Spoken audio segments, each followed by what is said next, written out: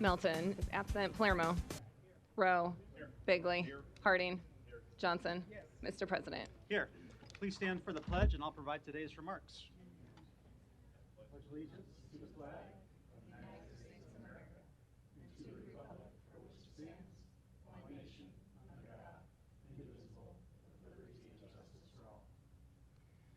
I'm pinch hitting for Councilmember Melton, who can't be with us this afternoon. So I'll simply say happy birthday to my nephew and my sister. It's both their birthdays today. Daniel Crawford turning 18 and Elsa Festerson turning 48. I hope they have a good day.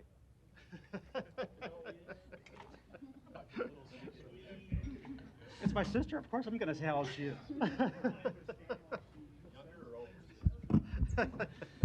An affidavit of publication is on file for the pre-council and city council meeting, and a current copy of the Open Meeting Act is posted in a white binder on the east wall of legislative chambers. Good afternoon. Welcome to the Omaha City Council. We appreciate having you here and look forward to your testimony on our many items today. I would encourage you to turn your cell phones to vibrate, or even turn them off would be even better. Madam Clerk. One public hearing can be held for items 6 through 8 and 11 for the Builders District 3 located southwest of 15th and Mike Fahey Streets. Planning Board and Planning Department recommend approval. Item 6, an ordinance to rezone this property from DS to CBD. Item 7 and 8, resolutions to approve the preliminary plat and final plat. Item 11, a resolution to approve the 1501 Mike Fahey Tax Increment Financing Redevelopment Project Plan in an amount up to $5,683,600. So we can have one public hearing on all these items, but we'll have two votes. One vote on items 6, 7, 8, and one vote on item 11, correct? Thank you. Today is the public hearing on vote on these items. Proponents, please.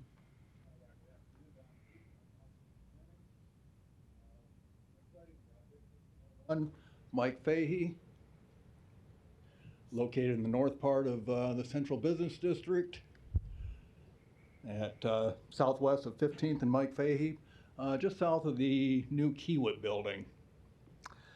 This would be a new construction mixed-use development, about 117,000 square feet of building. It'll include 85,000 square feet of office, 10,000 square feet of food and beverage, 14,000 square feet of retail and commercial, retains about 200 jobs, creates about 230 new jobs. The developer is Model BD1 LLC. The site plan. This is a $56.8 million TIF project. They're asking for $5,683,600 in TIF support.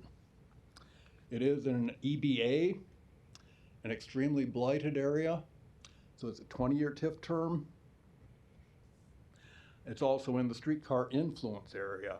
This means they will be contributing a portion of the TIF revenues to the streetcar system. This meets the criteria for the TIF program. It's an appropriate land use for the area. We ask for your support. Thank you. Any other proponents today? Ted Zetzman, 2285 South 67th Street with Nautil Companies on behalf of the applicant. And so just to add a little more background to this, this is an additional phase, a second phase that was contemplated as part of the original Builders District redevelopment plan that was approved by City Council in 2018. So as promised, additional building, and here it is.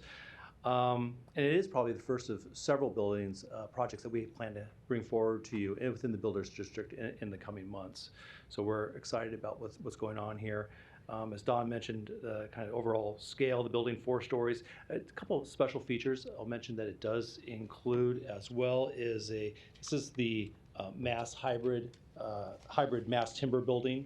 So it includes both of those, which is unique in our market to be one of the first.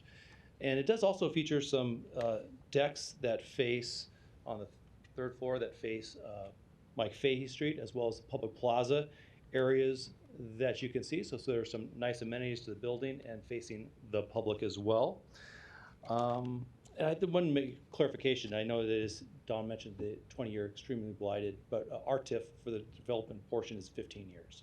So, and we're available to answer any questions regarding the TIF or the plat as well. Thank you. Other proponents today? Seeing none, any opponents? Public hearing's closed. Ms. Johnson, you're recognized. Thank you, Mr. President. This overall plan project, seems to be very, outstanding, unique, and definitely, much, of an investment to the city of Omaha as a whole. When we look at, the opportunities, that creation of jobs, definitely something that I'm very much passionate about. I can't help but recognize that outstanding sound of rejoice. Without further ado, I move that we approve this. Thank you. That's a motion for items 6 through 8. Yes, 6 through 8. And a second. Thank you. Mr. Bagley, you're recognized. Thanks, Mr. President. I'll also be supporting this today.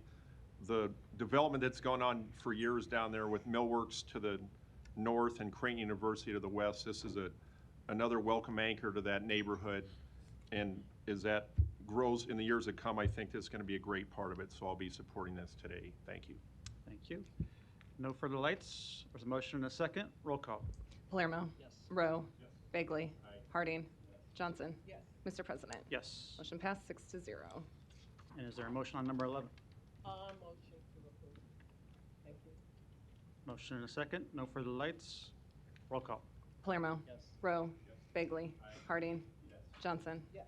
Mr. President. Yes. Motion passed 6-0. Thanks.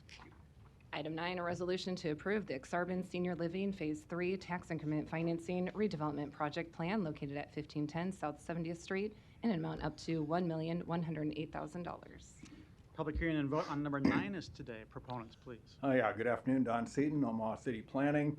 Exarban Senior Living is located on Pine Street, just a little bit east of South 72nd Street and west of Exarban Village. It's actually an additional third phase.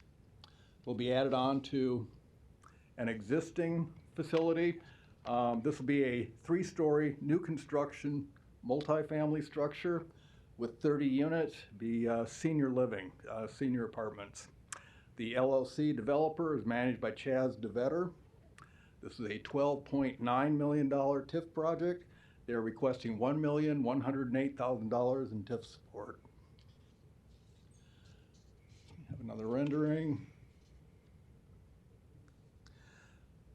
This is an appropriate land use for the area, meets the criteria of the city's TIF program, and is consistent with the city's master plan. We ask for your approval. Thank you. Other proponents today. Michael C. Carter, 11506 Nicholas, Suite 3, 68154. I'm just here on behalf of the developer to answer any questions that are available to you. We're excited to expand the facility as we feel the need for it, and we're here to answer any questions. Thank you. Other proponents that want to speak today? Seeing none, any opponents?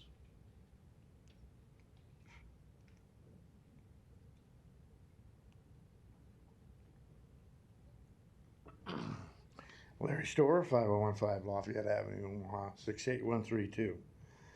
I'm generally against TIF, particularly where it says city's participation. But I have some questions that we like to ask, but we never get answers on, and I'm only complaining about the transparency of the whole operation. This area is a rather large area. It sounds like there's maybe 2 different areas, but these 2 items together are that old big complex that used to be a water park, a hotel, Holiday Inn, and everything on 72nd and Grover. If you drive that area, it's probably a 2 or 3 block area in all directions. But it started out not very long ago as just a small thing for a hotel supply building. And now that whole area is going to be like this, big TIF. It's many other things, including a couple of other hotels that went in there. So I just don't think the transparency of all these projects together are good enough for the citizens. The reason I say that is there's obviously some problems with the TIF project at the crossroads. It seems to be at a standstill or not progressing at hardly any at all, like they usually do. Matter of fact, as I drive around some of these, Some of these projects appear to be underway before we have the hearing and vote. In other words, if I went out and looked at this today, I would probably see the holes are already prepared. The buildings are gone, the holes are prepared, and this is just a formalization today. And if it isn't, you come back next week with an amendment of the hole to change it anyway, and we don't get a chance to vote on it then, because it's a done deal. So I'm only saying, if what I say is not correct, not true, not factual, then prove me wrong and open it up to a lot more transparency. Explain to us why the Crossroads is not progressing, and is this gonna happen at 72nd and Grover?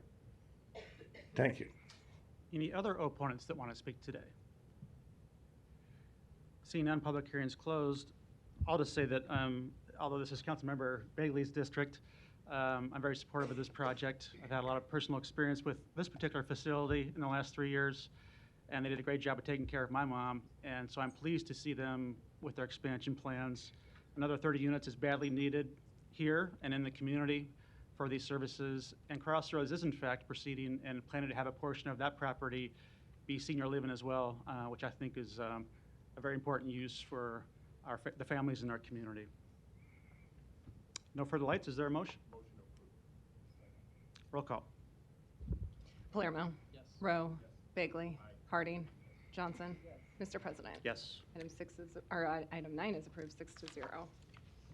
Item 10, a resolution to approve the Xarban Keys Apartments Tax Increment Financing Redevelopment Project Plan located at 6952 Grover Street in an amount up to $6,573,639.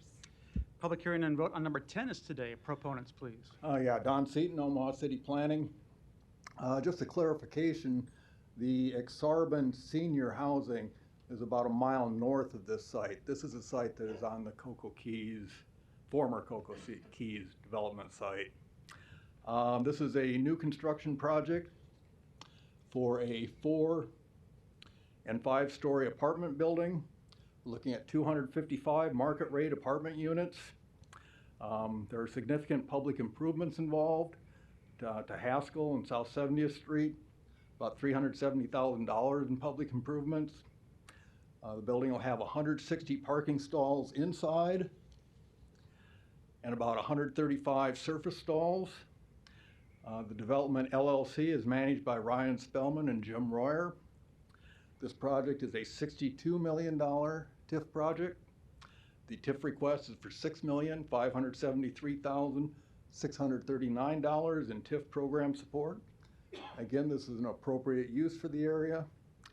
Complies with the city's master plan, meets the criteria for the TIF program. Incidentally, it's on the north half of this 8-acre site. They're going to subdivide that into 2 pieces. And anyway, we ask for your approval. Thank you. Other proponents today of number 10.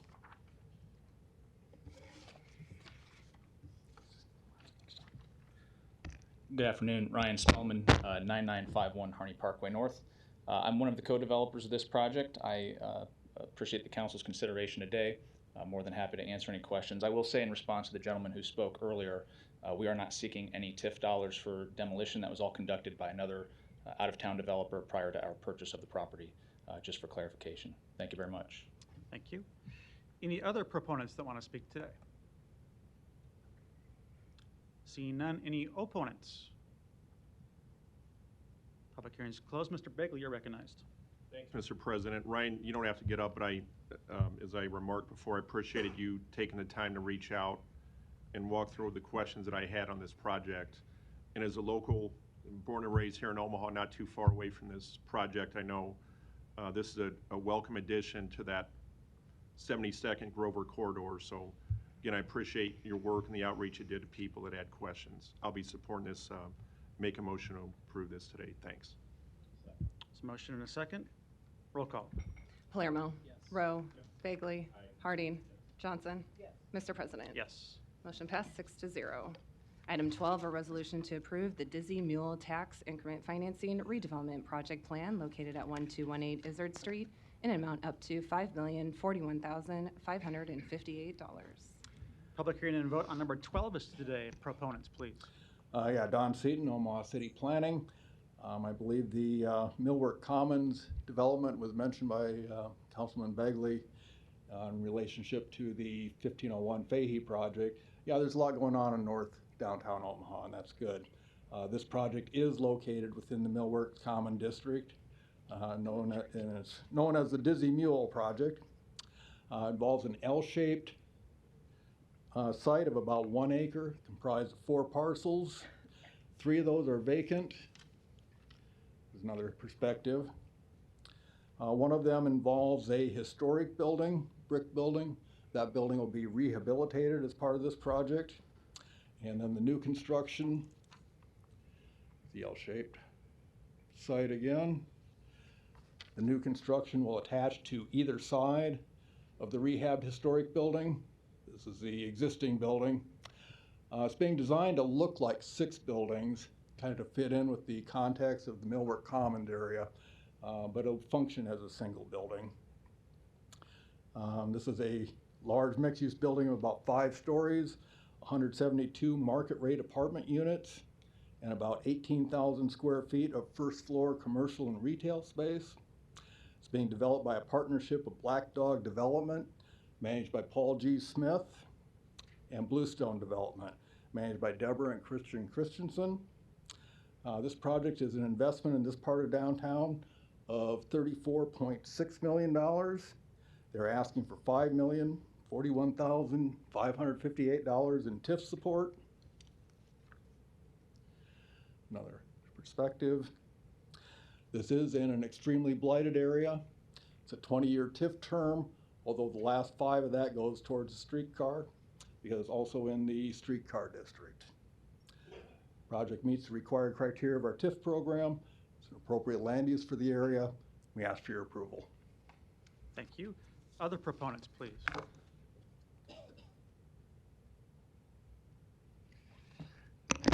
Good afternoon, Mr. President, members of the council. Larry Jobin, 11440 West Center Road, appearing on behalf of the applicant. With me today is Deborah and Christian Christensen. We're really just here to answer any questions that you might have. I think Don did a fine job of presenting the proposed project. Thank you. Thank you. Other proponents? Seeing none, any opponents?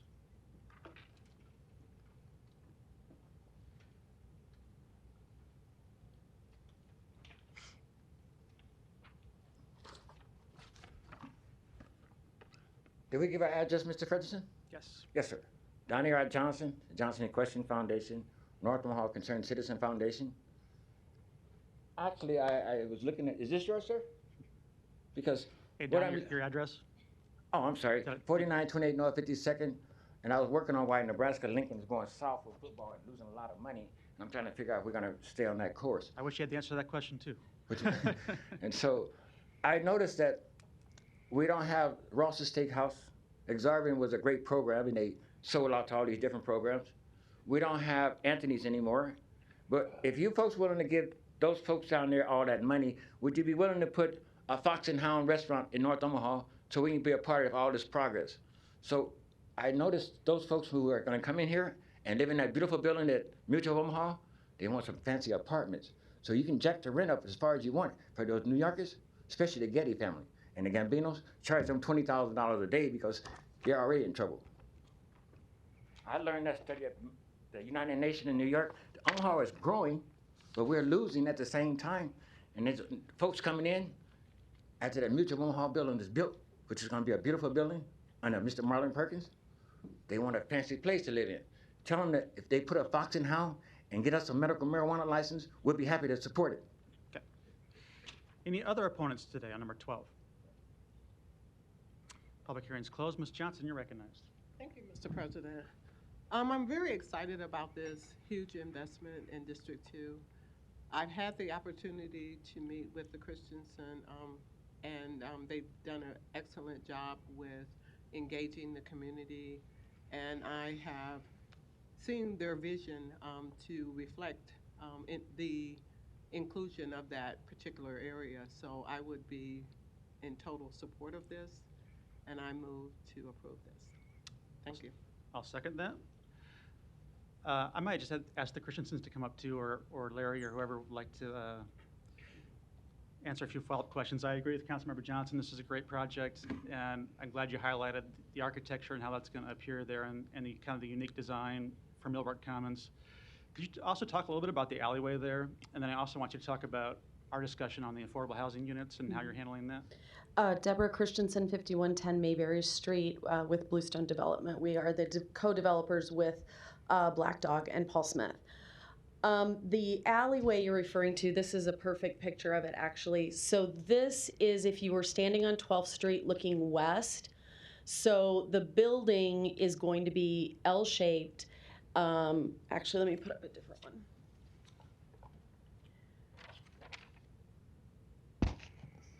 So this alley right here and then up here. So the project is actually right here. This is going to be an activated alley. The hot shops are right here. The master plan talks about this area having an arts influence. So this alley will be activated, and then this picture shows you what it'll look like. It'll have retail, arts, some studios that go down, and if you can look all the way straight through there to the hot shops. Yeah, I think that's a great feature. And then talk about some of how you're going to offer affordable units to artists and how you're going to handle that. Yeah, so we're working on a pilot project right now at the Hello Apartments, which are also in Millwork Commons that we just finished. We're looking to do about 5% of our units in that kind of workforce housing, missing middle, 60 to 80% of AMI. We're doing a pilot project with philanthropic funds right now to see how we can get some of those people who are in that middle area where maybe they wouldn't normally be able to afford our apartments, get them maxed at a certain amount based on their income, and then we've got philanthropy coming in to cover the rest of it to get a more diverse group of people living in our buildings. And and I'm assuming that project will be successful, and then we are going to carry that through to the other projects that we're doing in Millwork Commons, including this one. Excellent. I think those are really great features to highlight here today. Mr. Begley, you're recognized. Thanks, Mr. President. Deborah, I too had the pleasure to meet with you and Christian, and you laid out the plans of this, and it's even better seeing it on a big TV like I'm looking at in front of me here today. In the affordable units, I'll echo what Council President Fesserson said. I appreciate your efforts in that because, you know, if a school teacher, and you mentioned different salaries of people that may now be able to afford that with the assistance it is going to be provided. And that is really in Councilmember Johnson's district. It's a beautiful area that's just taken off, and I've been there several times, and I'm looking forward to, again, with the project we approved earlier, and this one just in the north of it, on how that part of town has really taken off. And I know when we had the coffee, there was a pastry shop that I didn't get to sneak into next to the coffee we were having. I'll look forward to getting over there, and don't tell the Olson's Bake Shop that I want to sneak in there. But I'll look forward to approving this today, and thanks for your outreach and the education you guys provided. I think it's going to be a great area, and the art up there, that's another great part of many of it. So thank you. Thank you. Thank you. Now for the lights, there's a motion and a second. Roll call. Palermo. Rowe. Bagley. Harding. Johnson. Mr. President. Yes. Motion passed 6-0. Item 13, a resolution to approve the Flats on Howard Expansion Tax Increment Financing Redevelopment Project Plan located at 2240 Landon Court and 2323 Howard Street in an amount up to $3,229,403. Public hearing and vote on number 13 is today. Proponents, please. Yeah, Don Seaton, Omaha City Planning Department. Flats on Howard Expansion TIF project is located southeast of 24th and Howard. It's a pair of adjoining parcels. One is presently a surface parking lot. The other is occupied by a building that had been previously used by the Nebraska Urban Indian Health Center. That facility is moving or has moved. The existing structure will be demolished, and a new structure of 6 stories, an apartment building with 120 market rate rental units will be constructed, kind of this J-shaped configuration.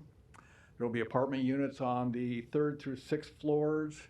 On top of 2 levels of parking, there'll be about 132 stalls inside the building. Leasing office and workout facility will also be on the first 2 floors. This project, again, is in an extremely blighted area. It's eligible for a 20-year term for TIF, and that is what is being approved.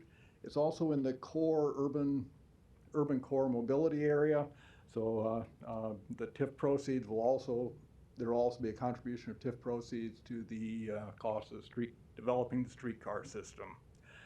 The developer is 2323 Howard Street LLC, managed by Todd Husted.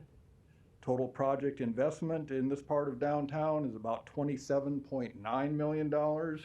They're requesting $3,229,403 in TIF support. Project meets the required criteria of our TIF program. It's an appropriate land use for the area, and it complies with the goals of the city's master plan. We ask for your approval. Thank you. Other proponents today? Todd Heaston, 2223 Dodge Street, with New Style Development. I'm here to answer any questions you might have on the project. Thank you. Any other proponents today? Seeing none, any opponents? Public hearing's closed. Motion and a second. Roll call. Palermo. Yes. Rowe. Bagley. Harding. Johnson. Mr. President. Yes. Motion passed 6-0. Item 14, to consider a Class C liquor license for Ika-san Ramen located at 17305 Davenport Street, Suite 105. Public hearing and vote on number 14 is today. Proponents, please. Good afternoon. My name is Jose Dionisio with Ika-san Ramen, 15333 Davenport Circle. Here to answer any questions. Thank you. Any other proponents today? Seeing none, any opponents? Public hearing's closed. I'll second that. Jose, I'll just engage you for 1 second here. Thanks for coming back. I think you were here last week, but we had a long meeting, and so we wanted to have this one laid over to have a quick discussion with you. My only question for you is, your current ramen place is going to stay in Benson, right? This is a second location? This is actually our 4th location. All right. Yeah, so yeah, we definitely stay in Benson. That's home for us, so yeah. Well, we're happy to share your Benson success with everybody else. It's a great place. Yeah, we're really happy to expand this way and still keep our original locations open. So. And where are the other 2 locations? Well, we have one in downtown, one in Papillion, and now this one in Village Point. Great, thanks. Happy to support it. There's a motion and a second. Roll call. Palermo. Yes. Rowe. Bagley. Harding. Johnson. Mr. President. Yes. Motion passed 6-0. Item 15, to consider a Class C liquor license for Victor's Mexican Restaurant 2, located at 2910 K Street, Suite D. A's Communication Opposition. Public hearing and vote on number 15 is today. Proponents, please. Yes, good afternoon, Mr. President, members of the council. Sean Kelly, 2804 South 87th Avenue. Appearing on behalf of the applicant today. A couple items on this application. First, there was opposition, as the city clerk noted. We've since amended the application. The opposition stemmed from potential off-sale or to-go drinks. While that's not a big portion of this restaurant's business, it was easy to amend the application and just do on-sale or on-premise only. And secondly, came to our attention the original Victor's, which has some shared ownership but not the same applicant, had some back payment due to the city. We've since resolved that, or at least efforts are being made. I know there was some contact with the city finance department, so I'm happy to answer any questions you may have. Thank you. Any other proponents today? Seeing none, any opponents? Public hearing's closed. Mr. Palermo. Thank you, Mr. President. Mr. Kelly, I know you have one of the owners with you. I do, yes. I got a couple questions for you if you'd come up, and you just have to give your name and address. Hi, my name is Desea Chatanawong. Can't even say my last name right. It's 4131 X Street. It happens. Yeah. It happens. But you got to get this next question right, though. Okay, sir. It's very important on this vote. So I want to thank you for staying within the district, growing your business. Obviously, you've been in business a while, so pretty successful. How many years have you been? My partner has actually been in business. I'm not a part of that business, but they've been in business about, I want to say, 14 years. Okay. We're hoping for this next restaurant to kind of replicate the same menu items, maybe switch it up a little more seafood, but definitely lots of tacos. Sure. Give me your top 3 tacos. Al pastor, lengua, y buche. I love those. Well, those are my favorite. Okay. We'll take 3 each. Eat. I should have brought some tacos today. That's what we always hope for. Thanks for being here. Thank you so much. I'll motion to approve. Amendments. Yep, to the amendment, to the C. Yep. So motion and a second. Mr. Harding, your light on? Yep, go ahead. I just wanted to note, Mr. Kelly brought the issue up, but I was told that the finance department did receive a check for a little over $12,000 to make up for that, what they were in the arrears for on their restaurant tax. So thank you. Thank you. No further lights on the amendment. Roll call. And just to clarify, it's an amend to a Class I. Amend from to the C. Class I. Yes. Okay. Palermo. Okay. Okay. Palermo. Yes. Rowe. Bagley. Harding. Johnson. Mr. President. Yes. Motion passed 6-0. As amended. Yes. Roll call. Palermo. Yes. Rowe. Bagley. Harding. Johnson. Mr. President. Yes. Motion passed 6-0. Item 16, to consider a special designated liquor license application for the Broke Down Palace located at 8805 Maple Street for an outdoor music concert on October 6th through 8th from 6 a.m. to 2 a.m. with music until midnight each night, alternate date of October 9th. Public hearing and vote on number 16 is today. Proponents, please. Yeah, Ross Coley, 51503, area code 329 Frank Street, Council Bluffs. Thank you. Yeah. Any other proponents today? Seeing none, any opponents?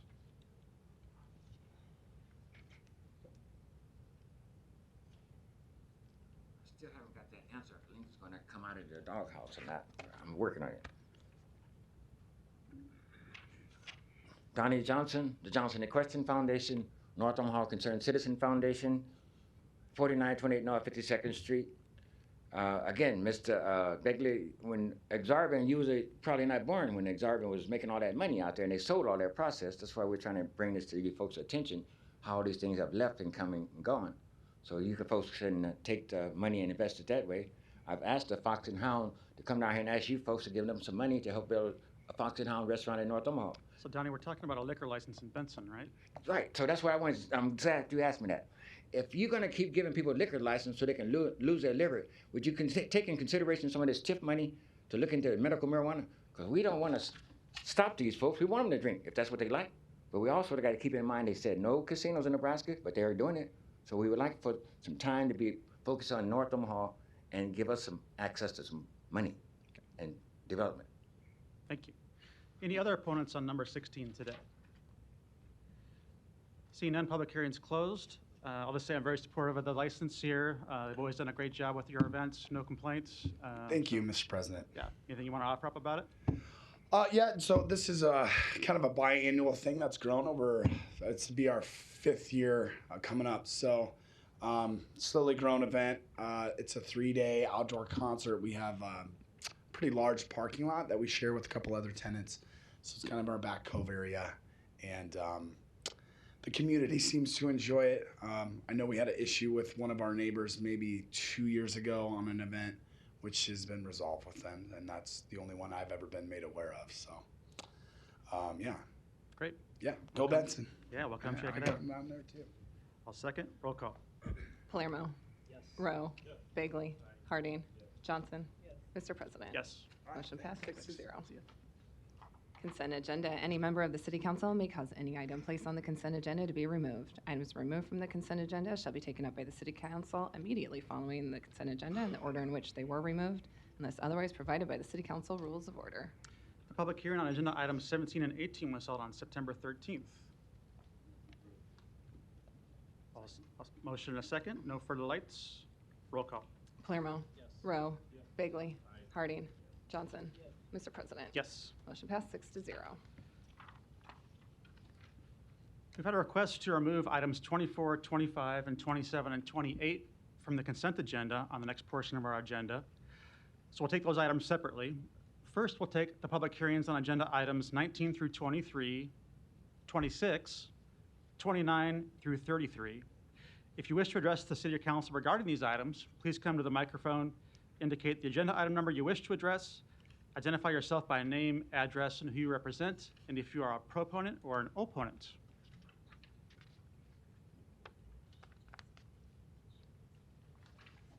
Good afternoon. Item number 19, 6819 Giles Road. I'm John Milam, so I'm here representing Come and Go, and I'm just here to answer any questions that you might have. Great, thank you. Any other speakers on these items? Could you repeat those numbers again, sir? 19 through 23, 26, and 29 through 33. Thank you, sir. It's too late for that, but you can have the public hearing, and you can request a separate vote. Hi, Deb Sander, City Human Resources, for item number 30. I also have with me Jake Behrens and Mary Pollocky, who helped in assessing and choosing the vendor for this particular item. Here to answer any questions you might have. Thank you. Other speakers on these items? Seeing none, the public hearings are closed. Mr. Palermo, you're recognized. Thank you, Mr. President. Deb, if I could, you're right there. It's handy. Agenda item 30. So I had asked a question, and sorry, you need to give your name and address. Deb Sander, City Human Resources Department. Got ahead of myself. So I asked the question at 10:30. Obviously, you're asking for an outside company to make recommendations for the vacancy we have for this position. And my question was, did we go this route for the previous opening? And so that would be my question. We did not, no. Okay. So I find myself in the same boat as I feel about many city items where I believe in your department and I believe in your employees, and I know you do, otherwise they wouldn't work for you. And I feel you could do this in-house, and I feel there's adequate people in the city of Omaha that could do this job, just like we found the last person without a search. And so, without taking a poll, I'm sure I stand alone. I'm not going to take this off. We'll keep them together, but if I voted individually on item number 30, I would vote against it, just for that fact that you didn't do it last time. I think you had a great person in that spot, and I think you would find a great person without this search. And who knows, maybe you find somebody within the city of Omaha and it's not necessary. Thank you. Thank you. Mr. Bigley, you're recognized. Thanks, Mr. President. Deb, we talked this morning in pre-council, my concerns about consultants, not diminishing the importance of this position because it's very important. In the past, for department head positions, do we typically use consultants to help find and fill these positions? We have, yes, sir. For our Parks and Recreation Director position, here most recently we use Searchwide Global. They specialize in Parks and Recreation and Convention and Visitor Bureau. When we hired Mr. Keith Baxton for the Convention and Visitors Bureau position, we used a search firm for that as well. At one point in time, we did also use a search firm for fire chief position before Chief Olson was hired. So we've done them on occasion. Okay, what happens in the event that we don't use this consultant to do this? How would the position get filled? We would take it through the normal course of action where we would post the position for something like this as a director at least 30 days, and then we'd reach out through the various different social media and job boards that we particularly publish on, to draw information. We've recently signed with diversityjobs.com. It would be there, and one of the other agenda items on today's agenda is our LinkedIn corporate contract. We would use those resources to reach out to individuals. The nice thing about the search firm is that they specialize in government entities, local government entities, state government entities, and they have designed their search criteria to find, hard to find executive type positions. But if we did not have them, we would do that posting internally, and Mary and Jake would be the individuals reaching out to everyone that we can find.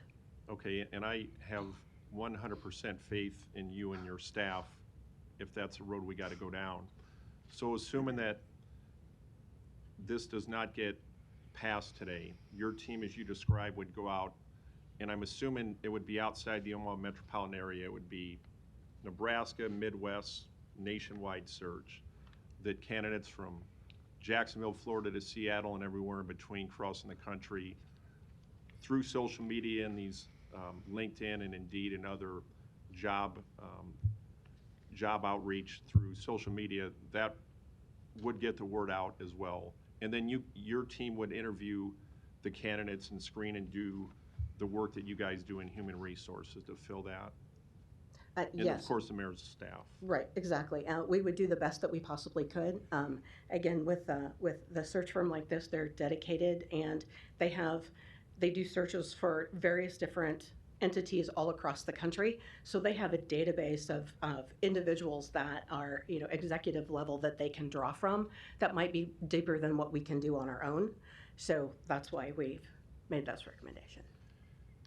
Last question for you. If this doesn't pass today and your team does the outreach and in 2 months or whatever time comes, and at that time you feel that the pool of candidates didn't meet the standards, then could that be looked at again later, this same item here, number 30? Yes, sir. Okay, thanks. And again, I got great confidence in you as the HR director, and even Dave Grauman, I got confidence in him and your team, but I mean that. Thank you. You guys do great work, and I always struggle with consultants to do the work that quality people in these positions that, in my view, you would do a great job. So I appreciate you answering my questions this morning and today, as you always do. Thanks. Thank you. Thank you. Ms. Johnson, you're recognized. Thank you, Mr. President. Deb, this question is for you. You've already stated that this position previously was not filled by looking at outside help, nationwide search, things of that nature. So I'm going to be direct. Why now are we making the decision to do a nationwide search on this position? It was, it's a request by the mayor's office to do a nationwide search. I believe that was in her press release. And so we are looking at, fulfilling that request from the mayor's office. And also, we don't have a known group of candidates, so we would have to advertise. And in doing so, it's always nice to have that broader outreach throughout the country rather than just the Omaha metropolitan area, which is mostly what we would reach out to. So we have filled positions in the past. We hadn't done a nationwide search for a parks director before. We did one this last time, just to see what we can find as far as the most qualified candidates and the broadest approach possible. Thank you for that information. I understand now that this was a nationwide, this request for a nationwide search was brought about through the mayor's request. What are some of the reasons why she felt that was needed? I heard what you have already said, but what is some of the characteristics, what is the rationale as to why that was needed here in this case? You'd have to ask her specifically for those reasons. And mostly it's to get as broad a spectrum of candidates, diverse candidates as we possibly can for this important position. So we're looking for a diverse pool of applicants? Yes, ma'am. Is that the reason? Yes, ma'am. And we feel that if we do a nationwide search, we would have a wider pool of applicants? I believe so, yes, ma'am. Thank you. Thank you. Mr. Harding, you're recognized. Thank you, Mr. President. I think at least one thing that's of importance to note is, well, two things. By doing a nationwide search certainly does not rule out any local or local applicants or any current employees, number Correct. one. And number two, we should all remember that directors serve at the pleasure of the mayor. So if it's this mayor or any other mayor who wants to surround themselves with the people that they're most comfortable with and feel are the most qualified, I think that's within their prerogative. So I fully support what she's asked us to do in this regard. Mr. Palermo. Thank you, Mr. President. and I've been advised by the president, and I'll let people know that we are going to pull this off and vote individually. And it certainly, the discussion we're having brings me back to searches we've had in the past where companies have formulated a list, and maybe we haven't always followed that list, and we've disagreed with the list, and we've sent it back to the companies on certain occasions. So while I appreciate a national search on this, ultimately, wouldn't it be the HR's decision to go through these candidates and present to the mayor the best possible one? Or you have zero say in it? They rank them 1 through 10 and you present it to the mayor? The selection is at the discretion of the mayor.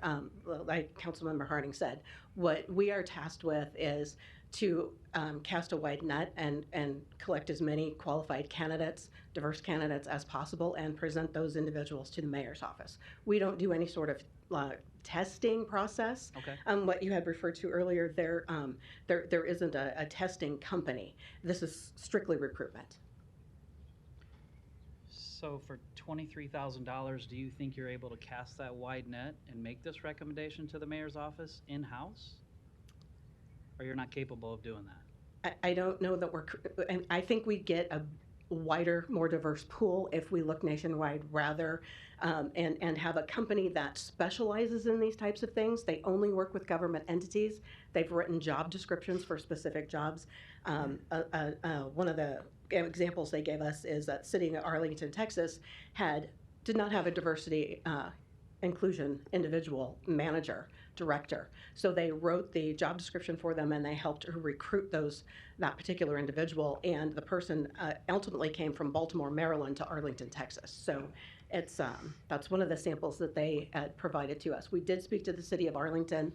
They've been very they've had several jobs that went through GovHR, and they've been very successful with the number of candidates and the diverse candidates that were brought to the table.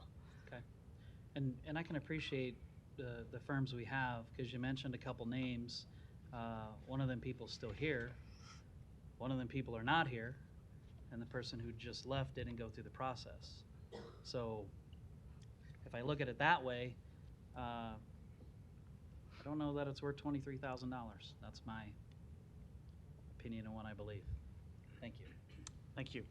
There's no further lights. As Councilman Palermo mentions, sensing this item might not be unanimous, we'll take a separate vote on number 30. I believe the other items appear to be unanimous, which would be 19 through 23, 26, 29, and 31 through 33.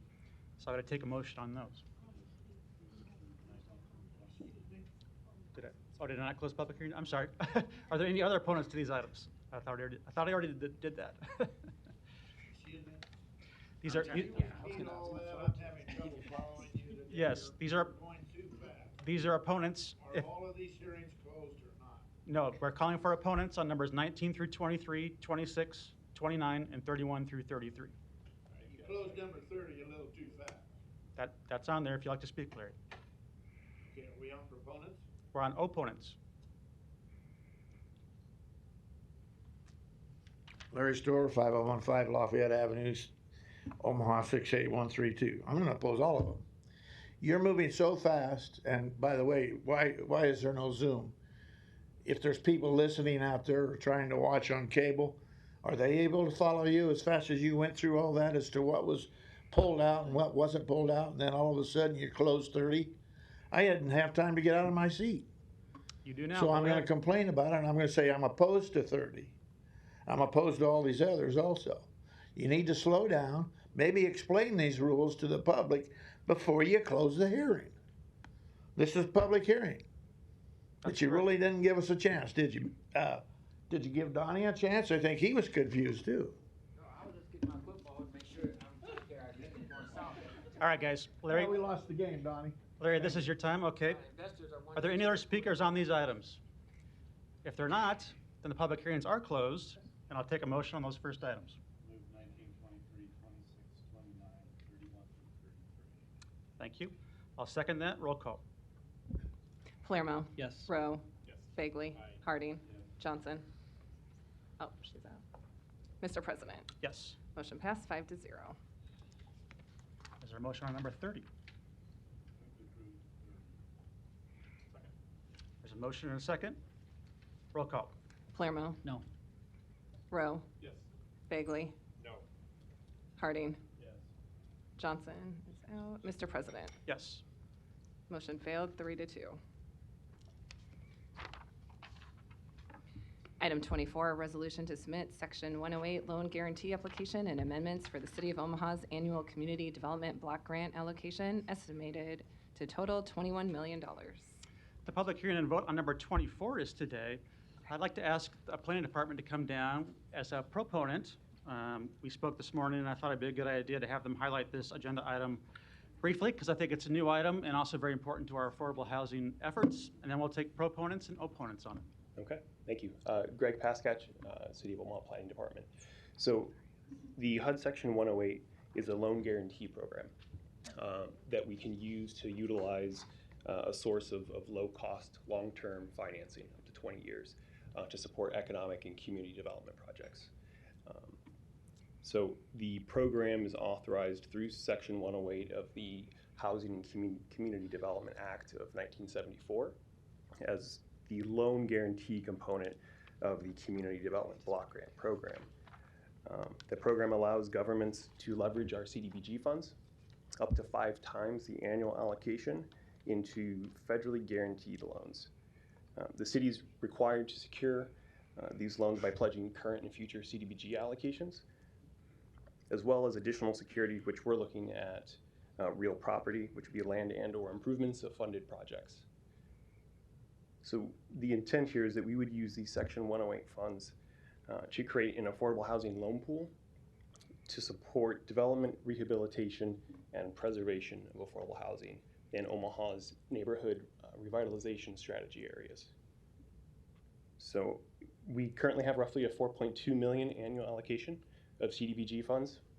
So that would allow us to then create roughly a $21 million loan pool. Great. Thank you. Yeah. I have a couple follow-up questions for you, but first I'll take other proponents that are in the audience. Seeing none, any opponents?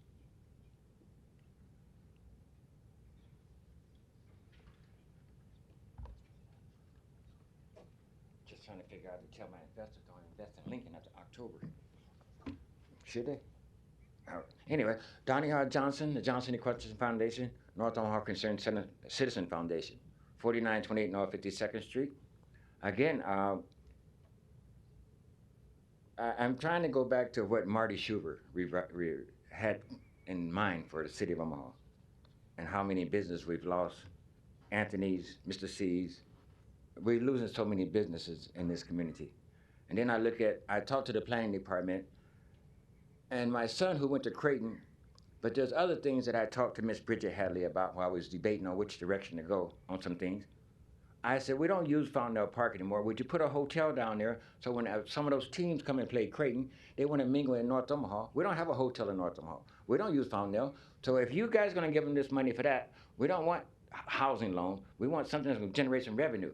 So some of those folks who might not want to stay downtown and stay in North Omaha at Fountaindale at one of those Trump Plaza, or not that big. Me and him was working on something in Nigeria. In the meantime, I'm going to support these programs, but at the same time, would you keep these in mind, what Marty Schuber said, we got to replace these jobs. Thank you. Any other opponents today? Seeing non-public hearings closed, maybe just a couple more questions for you. So I definitely support this, and I think it's an important component of what we're trying to achieve with affordable housing. We've had $40 million as part of this conversation so far, and this would be the $60 million we've talked about. Yep. That is a separate fund, as you described, through leverage through our CDBG program, Yep. the $4.2 million per year or so. It does not use that $4.2 million unless absolutely necessary, right? It just leverages Correct. that into this bigger loan. Correct, yeah, it's a fail-safe. So the existing programs would continue with the annual allocation, and the idea would be, right, the first level of security collateral, right, would be those land and or improvements for the projects being funded. And then the city CDBG funds is kind of, right, last resort. And, in the worst case scenario, right, where we did have a repayment we would have to do, it would be a reduction of future, annual allocations to make those outstanding loan payments. Mm-hmm. So I appreciate the innovative approach here because it allows us now 2 pools of funds to draw from, if done correctly. for this purpose, and in a process that is complementary to, but outside the front porch process we've previously adopted, right? It is, yeah. It's actually a separate program. We'll have, like I said, new funding source, and the underwriting with that, we will have our, internal underwriting, which we'll work most likely with a third party on, but then also each project has to go before HUD, and they also have to do underwriting to ensure the project is sound. And how would you define success with this program 4 years from now, let's say? Well, so I guess all the funds being out the door, honestly, is number one in support of low to moderate income households and new affordable housing being created. Do you have any sense of how many units we hope to accomplish? Is that tough to estimate? No, yeah, unfortunately, I don't have a number for you at this time what we'd be looking at, but I mean, you could always kind of estimate, per unit cost, but no, unfortunately, I don't. Okay, thank you. Yeah. Mr. Bagel, you're recognized. Thanks, Mr. President. Greg, I wanted to personally, how long have you been with the city for? Hit about 2 months. Couple months, okay. Yeah. And I shared this with others at one of the neighborhood meetings you came to Gifford Park with me. I think you were a couple weeks into your job. And I want the people that are listening to know how talented you are and passionate for this issue. Mr. Fanslaw in the mayor's office made an excellent hire when they brought you on board. It didn't take me long to realize that. So Thank you. I appreciate your work on this, and I know my colleagues and I look forward to meeting more with you and getting you out in the community and the great knowledge you bring that makes it easier for people to understand. So I just wanted to say thanks and welcome aboard. We're glad to have you. I appreciate Thanks. it. Thank you. Is that a motion? That is a motion. I'll second that. The public hearing on this is closed. Not on this item, you can't. There's a motion and a second. Ms. Johnson, you're recognized. I'd like to give the young lady in the audience an opportunity to ask her question. Please come down. And the only reason I said that is because public hearing is closed, but if you're recognized by a council member with the floor, you have that opportunity. Your name and address, please. Yep. No problem. I apologize. I am new at this, but I have been recently attending more city meetings with the intent of hoping to support some of the opportunities and delinquencies that we need in North Omaha on behalf of our children and our aging. And I've been at a recent city council meeting where we talked about the CBDG funds.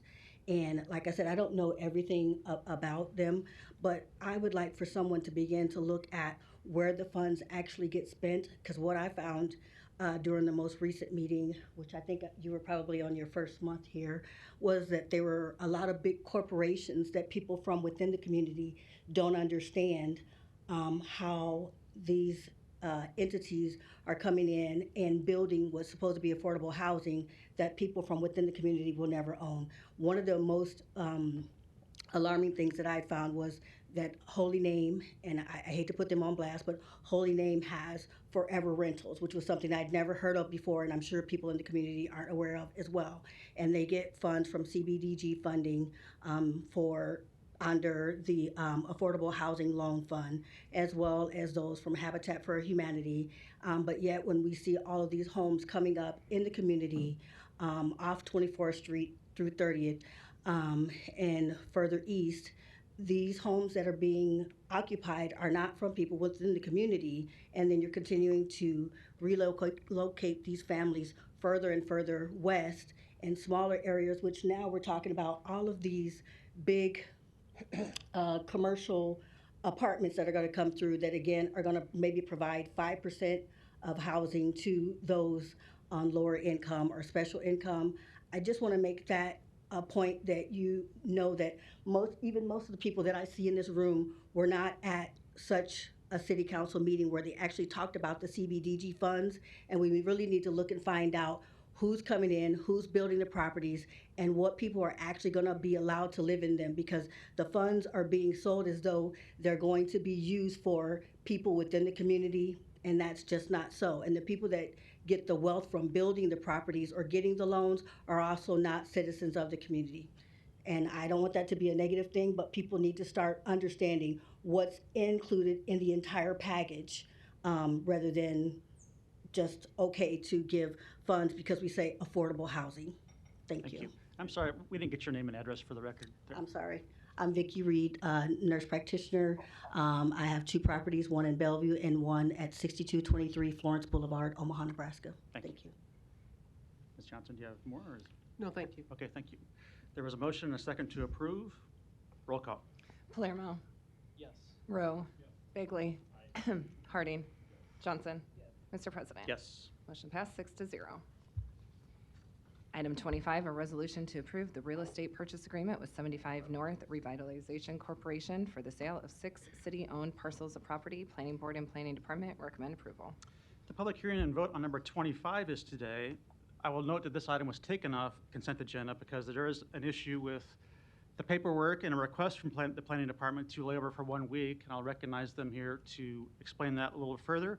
And to also note, when these things do happen, it is generally the City Council's approach and policy to lay over 1 week until we do have the proper documentation in front of us. So, Ms. Johnson-Dorsey, if you'd like to explain further. Thank you. Kelly Johnson-Dorsey with the Planning Department.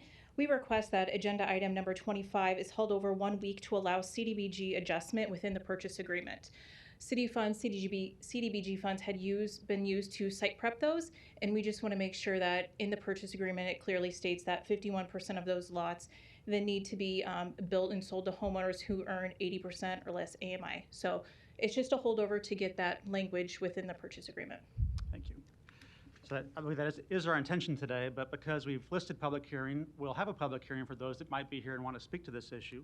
So first we'll take proponents. Good afternoon. My name's Sydney Franklin, 2112 North 30th Street, Suite 200, Omaha 68131. I'm with 75 North, representing the agenda item. If there are any questions about what's being proposed following the sale of these lots of 75 North, I'm happy to answer any questions, but I know we'll be back next week to discuss this further. And you agree with what was just said in the 1 week labor to get clarification, right? Yes, we will more than comply with the 51% requirement. Thank you. Any other proponents that want to speak today? Seeing none, any opponents?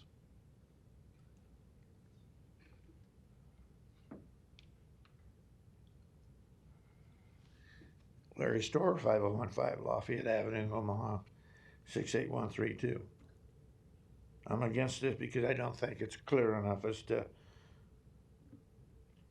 who this is and what they're going to do with the properties and how they got it for $1 when the taxpayers are struggling.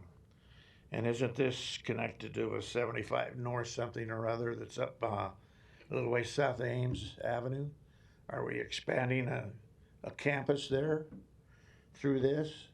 And is the Omaha Land Bank involved? Just questions I think the public ought to be able to ask and get answers to. Thank you. Thank you. Any other opponents today? Seeing none, public hearing is closed. Motion a second to lay over 1 week. Roll call. Palermo. Rowe. Bagley. Harding. Johnson. Mr. President. Yes. Motion passed 6-0. Thanks. Item 27, a resolution to approve the real estate purchase agreement with Dana Murray for the sale of 2 city-owned parcels of property located at 2506 and 2510 North 24th Street in consideration of the sum of $415,000. Planning Board and Planning Department recommend approval. Public hearing and vote on number 27 is today. This item is similar in the respect that there was a change to the paperwork at the last minute here. We'll have maybe the Planning Department address, and it would be the council's intention to lay over 1 week for that reason. But we know we have folks here to speak to this project, and so we want to make sure we give them a chance to be here today and provide their testimony. So if there's someone from the law or planning that wants to address the issue, then we'll take proponents after that. This is a much more simple change than the last agenda item we discussed. This is simply removing number 23 from the purchase agreement. I think it was inadvertently left in from the purchase agreement template, and it does not apply to this transaction. You can see it, it talks about building residential properties, which is not the case here. So it's just really a technicality of crossing off number 23 in its entirety, and that's already been provided to the clerk's office as well. Okay, thank you. All right, now we'll take proponents for number 27. Okay. I'll stay up here and start. Okay, Kelly go ahead. Johnson-Dorsey with the Planning Department. The city acquired the buildings that make up the former North Omaha Jazz and Cultural Arts Museum located at 2506 and 2510 North 24th Street in the mid to late 1990s.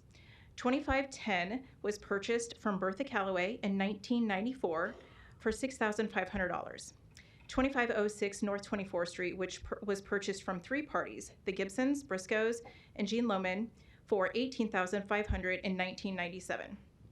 In 2005, the city entered into a lease agreement with the Loves Jazz Cultural Arts and Humanities Complex, Inc., to occupy the building.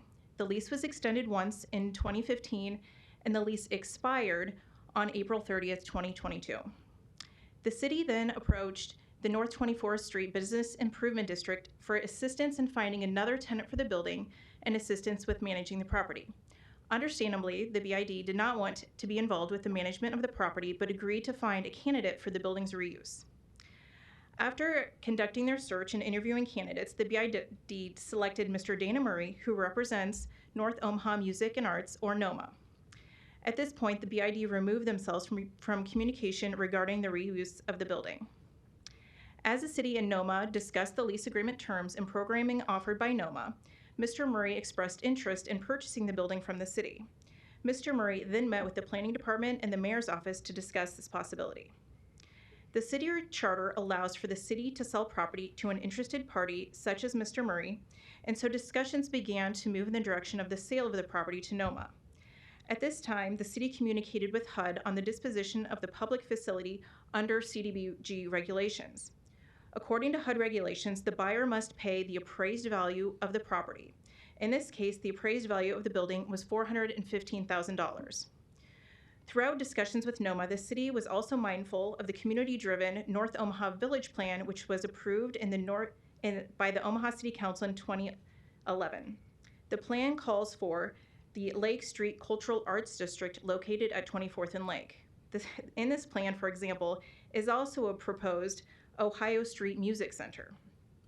Also, the 24th and Lake redevelopment plan adopted by City Council February 15th, 2022 states, it is anticipated that the building will be purchased from the city to house North Omaha Music and Arts, Noma, as well as Noma anticipates acquiring the building from the city of Omaha and becoming the sole owner. The reuse of the building was presented to the public as far back as April 20th, 2021. The desire of the city to sell 2506 and 2510 North 24th Street for Noma was stated over 9 months ago in the 24th and Lake redevelopment plan. The city began collecting public comments on the change of use and sale of the building on May 10th. On June 1st, the planning board unanimously approved the disposition of 2506 and 2510 to Dana Murray. No one spoke in opposition of this sale. The 2022 action plan adopted by the City Council on June 28, 2022 anticipated the sale of the building and allocated the $415,000 to the North 24th Street Facade Improvement Program. Mr. Murray will now present on the North Omaha Music and Arts Academy, and I remain available to answer any questions. Thank you. Other proponents, Mr. Murray. Good afternoon. My name is Dana Murray. I'm Executive Director of North Omaha Music and Arts, 2510 North 24th Street. I've spoken with a number of you separately on what Noma is and the scope of what it is, but for the sake of the public, I will try to define what it's going to mean to that community. Yes, it is a music and art academy. More than that, it is a place that will nurture the spirit of development of our young people, building critical thinking young people, building dedicated, committed young people, our young people in our communities of color. Think of it like a house on fire, and we're trying to put out that fire with cups of water, right? Oftentimes, a lot of our agendas are too small to meet the demand of what's really there. That's why there should be something like Noma. Outside of the social agenda, the education agenda, after I got my boots on the ground in that community, I realized there has to be an economic component to everything that we do, because there is a great need for that. That is built into the infrastructure of what we have. We have a, is this working? I'm not sure. Yeah, just pull it up It is, there and then it'll okay. come on for you.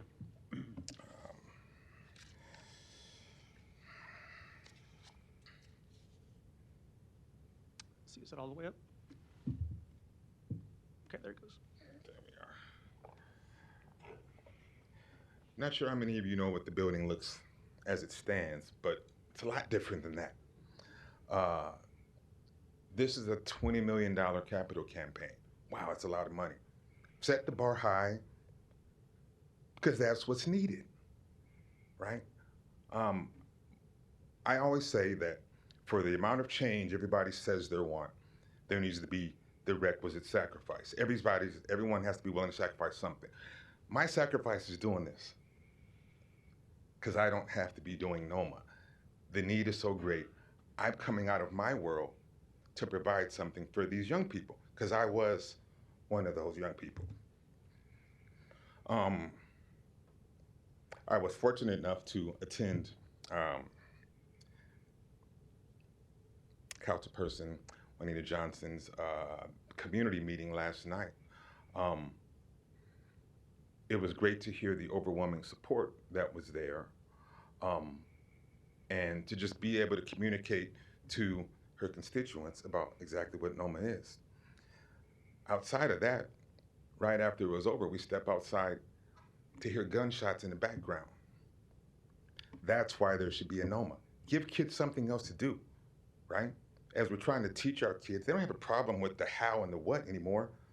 A kid could go learn how to be a surgeon on YouTube if they were that driven, right?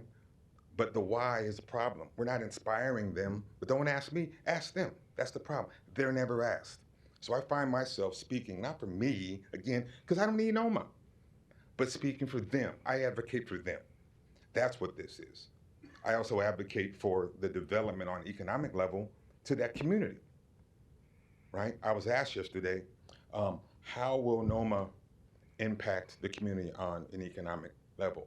Well, what layer do you want me to go to? Ask Holland Center or Orpheum Theater or the new Steel House that OPA has. Ask some of those stakeholders in that community, those business owners, those restaurants, those boutiques, how important that foot traffic on the ground is to their community.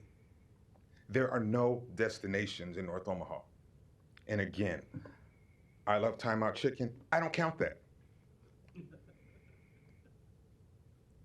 We need to build destinations to invite the rest of Omaha down in what we have to sell, and that's our culture. So it's not always sold and profited on by other communities. It's a very simple equation, but Noma is a culmination of my life's work. My history makes me uniquely qualified to come to North Omaha and do exactly what I say. I grew up in the South Omaha projects, right? I'm one of the only ones that came out of there doing anything like what my life provided. Not because kids weren't smart, because they weren't driven. They succumbed to their surroundings. So I consider myself very fortunate. And I feel it to be a responsibility that I give back. Because there are some days that I wake up and ask myself, what the hell are we doing? It's that much of a sacrifice. So when I speak to people, and I speak to them passionately, it's because I have a sense of urgency. Because like when I came out of that meeting last night, heard those gunshots, looked at the news, there were 3 people shot, I don't want to miss the opportunity to reach one kid. So hopefully that resonates with everybody. But that is my platform, so if you didn't know, now you know. Thank you. Other proponents that want to speak today?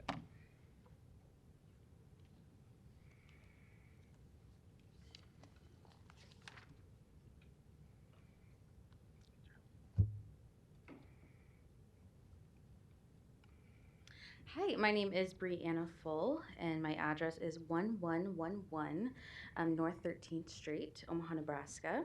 And I'm here on behalf of Spark. So we are here to express our support for the North Omaha Music and Arts Academy, or otherwise known as Noma.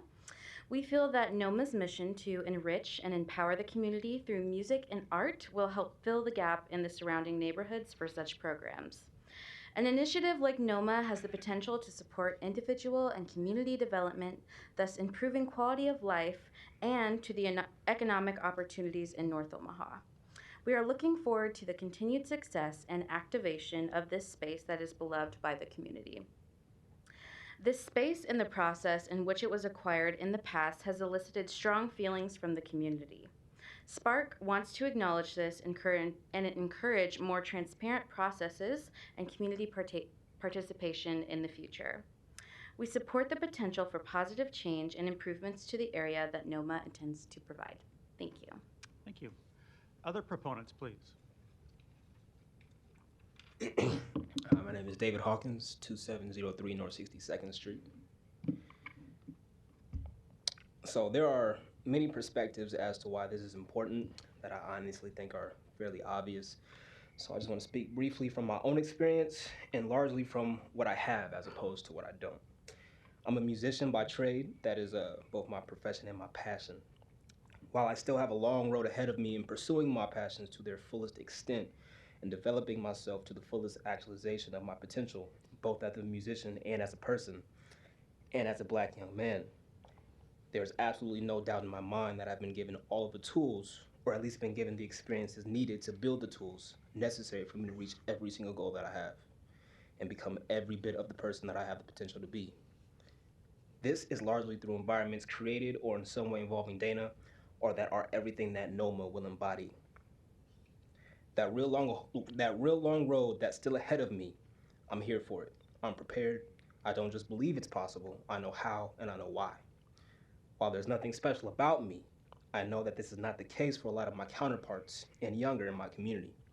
Allowing Noma to establish its home here brings all of the transformative things that I've been able and fortunate enough to benefit from within reach. Thank you. Thank you. Other proponents today. Good afternoon, Juliana Tabor, 2308 North 63rd Street, Omaha, Nebraska, 68104.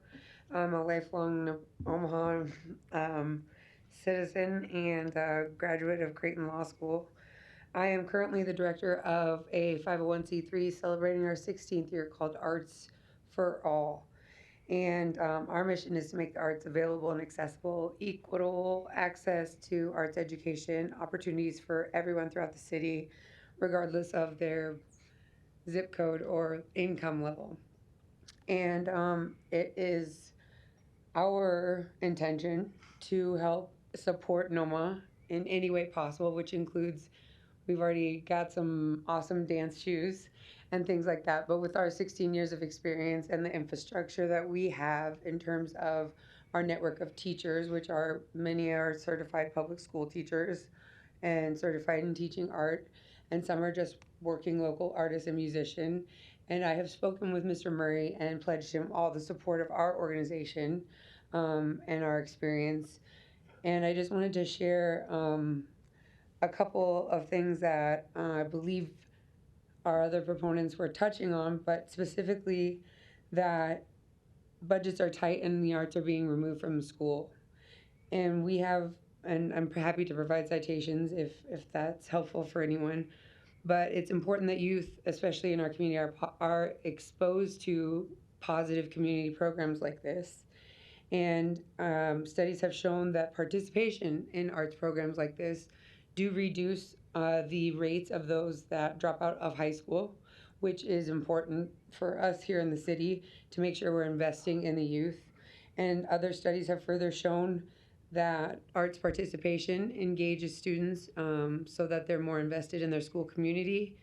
And of course that those with a strong arts and or music education background have been shown to go on to participate in higher education, go to college, and have higher household incomes. So I think that providing those opportunities to those for the first time in a long time in this space would just mean a great deal. And Mr. Murray, having played personally with Mr. Preston Love, who's another famous Omaha musician, just adds to his credibility, and we can all see his passion. So I support, as a nonprofit director, all of everything that will come from Noma, and they have the full resources of our organization available should they need. Thank you. Thank you. Other proponents today? Hello again. Dr. Vicki Reed, a mother, a nurse practitioner. I'm the Omaha chapter lead of Mothers of Black Boys United. I'm here in support of Noma under direction of Mr. Dana Murray. This is a I think proactive. your address too for the record. What's that? Your address too for the record. My address is 2107 Tulip Lane, Bellevue, Nebraska, and with the second property at 6223 Florence Boulevard, Omaha. Sorry. I'm here in support of Mr. Murray. This is going to be a proactive response to the concerns within the community. I didn't expect to have the conversation about what happened on last night, but it is definitely a reason why I strongly support the development of Noma. We've got to get to a point where we are proactive and looking at what works in other communities that isn't currently working in our community. We are missing a big portion of children from our community that aren't necessarily going to be the football player, the basketball player, baseball, etc. But they are children who are artistically inclined, whether it be music, dance, other things. But once they are outside of either their community development, the YMCA, etc., or what the high school has to offer, there is nowhere else for them to go to become a professional in the arts. Noma, I know firsthand as a mother, will lead your child down that direction. I talked with you all the last time that I was here. My son was under the direction of Mr. Murray for several years, and every time that he came home, he had commitment to times that he had to be back. He wasn't afraid, but somehow that discipline of commitment led him to stay committed to what he wanted to do in the music. In his music. He went to school to fly airplanes and decided that he had to stay in music, so he played his drums, and he's currently a sound engineer working with our Hearst Media that puts on many of your media publications currently. Knowing that the building that we're asking to acquire, the previous resident was Mr. Love, is really important in this purchase for Mr. Murray. I think that looking at it as not a change but a transition from our native Omaha greats, the Love family, to now Mr. Murray is going to lead to that same direction of keeping the culture of music where it was born within North Omaha. We've heard about a lot of other entities that want to talk about arts and the creativity when really we know that the center of that has always come from North Omaha for many, many years. So I'm hoping that you guys will all look at this as in many directions, that we're being proactive and providing a resource for our children that may go a different direction, but also a transition of the Love family and the musical history from North Omaha, and keeping that within the community. Thank you. Thank you. Other proponents? Laisha Goodwin, 3118 North 24th Street, here to speak as a proponent for Noma. Music has always been a fixture in my life, from tinkering at my grandparents' piano as a small child to performing at the Holland with my college jazz band. I grew up with music. But for all the stages that I've performed on and have had the privilege to perform on, few to none were in my community. So the fact that the near North Side can host a state-of-the-art, world-class music and performing arts facility is extremely special.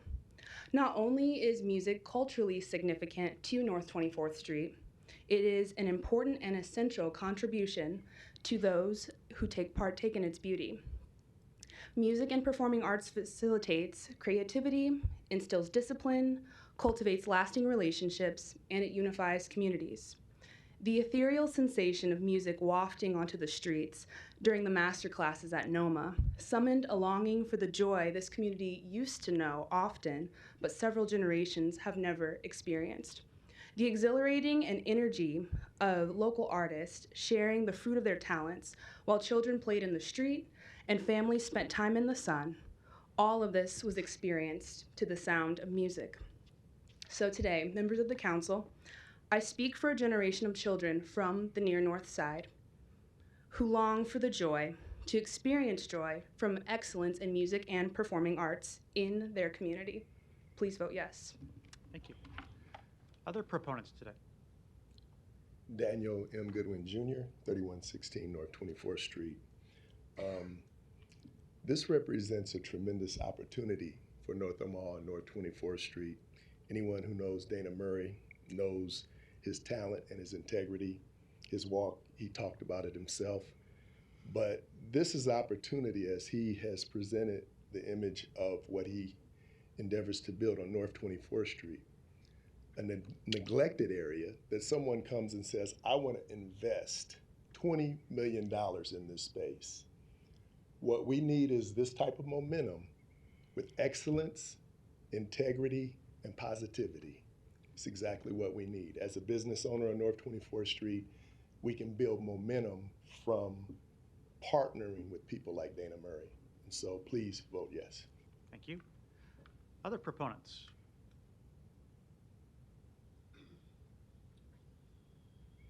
Hello, my name is Tammy Penny, 4404 James Street. I didn't write anything up. I wanted to come straight from my heart. I am a single mom who raised 2 young men all by myself, and I instilled in them the values of responsibility and being dedicated to things that they love in life. And I feel like part of that, those values was pushed along and helped me instill that in them by Dana Murray. They were under his tutelage when they were at Burke High School, and they also went on to be a part of one of his programs with going on to teach the kids. As you see, based on my address, my boys grew up in one of the heart neighborhoods of North Omaha. They didn't have time to be out there being a menace to society because Dana kept them busy. He taught them to be dedicated, not to be afraid of putting your heart into things and working for long hours. My boys are now doing a very good job with themselves. They have high-paying jobs. They put in a lot of long hours, just like they did with Dana, and I feel like they would not have chosen to do those things if it wasn't for the programs that, the program that they were in with him, because they wouldn't have learned that dedication. So I am in favor of Noma. Thank you. Other proponents?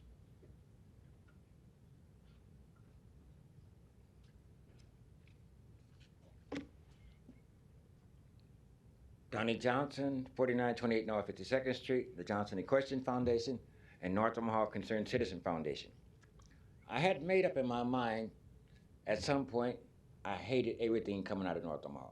But since Mr. Murray has presented this, and Mr. Dan Goodwin's son here, who was an excellent student at Iowa and Central, on that corner in 1964, my cousin owned that corner, and she opened the first record store. And she sold it because when she sold it, she went to study it under the Soviet Union, Brezhnev, under President Johnson and that group. And when she came back from Russia, she brought me one of those ruby glasses. So that's how I want to share how I got into international affairs. I was one of them. So music in this direction would be a good program, I believe. It focused on where a lot of your international communities are coming together through music on the world global economy, which I work on most of my time. So from that corner, I'm not so sure what Mr. Preston Love Sr. did, but I do know what my cousin did on the opera and all those programs. And I was looking at if they did this, to go ahead and fix the Orpheum Theater, because some of my cousins friends in New York that I study with up in Manhattan, said they would bring Mrs. Price, the opera singer, to Omaha if she had a decent place to perform, or her cousins. Anyway, if you get money for that and get money for the Orpheum to remodel it, some of my friends would come here from New York and then get money to build a hotel at Fountaindale Park where we don't need anymore. So I can ask some of my my friends from France, Germany, and East Africa and West Africa, they have a place to stay right in North Omaha. And I also study music, which If you watch, I tell you one more, Mr. Fretz, you seem to be highly intelligent some days. In the meantime, I have my moments, huh? in the meantime, I was looking at this whole process about international affairs. I'll save that till next time. All right, deal. Any other proponents today on number 27? My name is Mitch Town, 15509 Lloyd Street. I have known Dana Murray for 30 years. I'm a professional musician. And two things that I can tell you that are extremely relevant to today about Dana is that he's always had a huge vision for what's possible and that he is a doer, not a talker. Dana is someone with deep Omaha roots who left Omaha to pursue his lifelong dreams and by all accounts made it in music. He became a world-renowned musician who toured all over the world and then decided to come back to Omaha to raise his son in this community. And from the time Dana came back and called me to let me know that he was back, he was talking about what we can do here in Omaha. This is 20 years ago, and he had this huge vision. And I'll be honest, I had that Omaha mindset of like, okay, sure, we can do that, sure. But he never let up. He never let up. Within a few years of coming back here, he formed an indoor drum line, which within 2-3 years of forming won the world championship in their division. And he did that in like 2 or 3 years here in Omaha. And what I can tell you about being a musician, because I've been a musician since I was a kid, like someone else said, you give a kid that thing and it makes him stand up a little taller and it gives him a little separation. It's like, well, I'm a musician, so I'm different. You know, I'm not going to be like that. And you give a kid that at a young age and it establishes something in them. I consider Dana to be the other oracle of Omaha because of all the students that he's had since he came here who have studied with him, who have gone on to tour the world and play on Broadway. When Dana first told me about Noma, it was so exciting, this huge vision, but Dana is a doer. He's someone who actually has the credentials and the history to back up what he's saying. I remember when David Hawkins was a young kid coming out to our shows, and I see this kid out in the audience taking notes on a notepad. I'm like, who's that? He's like, oh, that's one of my students. Dana puts that, he instills that desire and drive and tells kids straight across what it takes to really make it, to really be someone, to really establish yourself. I couldn't be more proud that Dana is a friend of mine and a musician here, and that we play together, and I can't wait to see what happens out of Noma. Thank you. Thank you. Other proponents today? Seeing none, any opponents?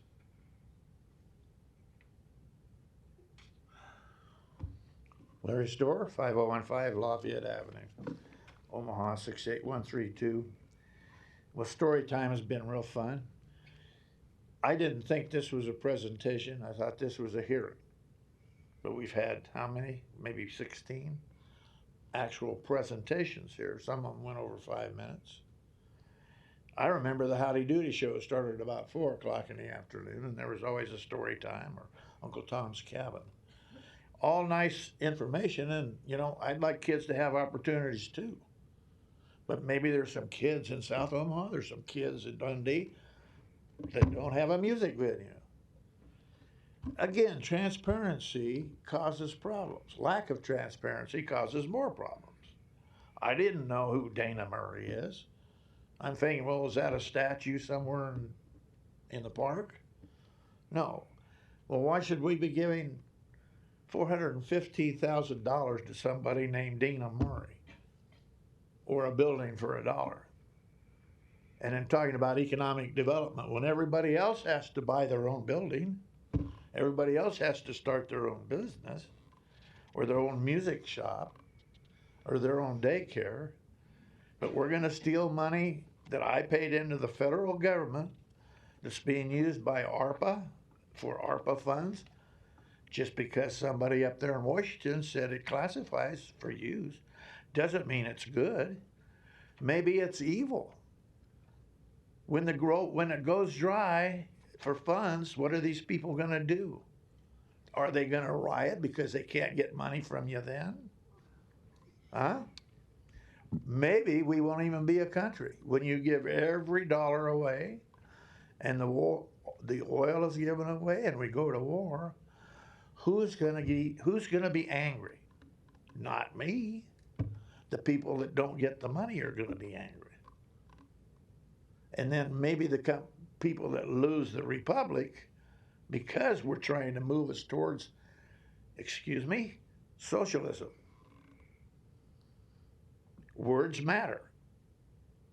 If you read between the line of all the words we heard today, we're trying to invent socialism here in Omaha. But using federal tax dollars, which were just not mine only, but people from across the country, to give away another $415,000 in Omaha. Last week, everybody got to give away $50,000, each commissioner or each councilman. Ladies and gentlemen, this is not good economics for our country. This is socialism, and it's maybe even Marxism, and it's evil, and it needs to be opened up. If I'm a liar, prove me wrong. Open it up so that people can understand what the hell is going on. It sounds like, looks like, it smells like you're pulling the wool over our eyes. You're doing some kind of a card trick. And it's time to stop that. How many people on Zoom are watching this and listening to it today and listened to it last week? There's a lot of people getting rather hot under the collar with this stuff, and including the election. And it's time to talk about it. Don't try to cover it up and pull a fast one just because the election is right around the corner. Any other opponents that want to speak today? Seeing none, public hearing is closed. Ms. Johnson, you're recognized. Thank you, Mr. President. First, I'd like to thank all of the warm thoughts that came up to the mic and presented very good causes for us to have this beautiful facility that we see on the screen here. Also, I'd like to thank Dana for having this vision to bring this in North 24th Street area. And yes, all of the young individuals that live in that community are looking and seeking and need very much supportive services such as the example that we're seeing here. Today, I'm a little bit concerned about a couple of things, and if Ms. Johnson Dorsey, if she could answer a couple questions for me, that would help me with my decision here today. If you would come up and answer a couple questions. We have the cost of $415,000. Can you explain where those funds where they will come from? Yes, they would be used from the city's ARPA funds. Those funds would then go to a title company and then come back to the city and CDBG funds, which has already been approved in the 2022 action plan as a newly created North 24th Street facade improvement program. So the funds, the ARPA funds, would then directly come in and as what we call program income for CDBG to create and fund that program that's already been approved. Without those funds, we wouldn't have any money to do that facade improvement program. So earlier you had mentioned that you had went to the public and mentioned that this would be available and kind of got sentiments of the community regarding this project. When was it notified to the public that the $415,000 would be used out of ARPA funds? Yeah, I have a timeline. Let me grab it real quick.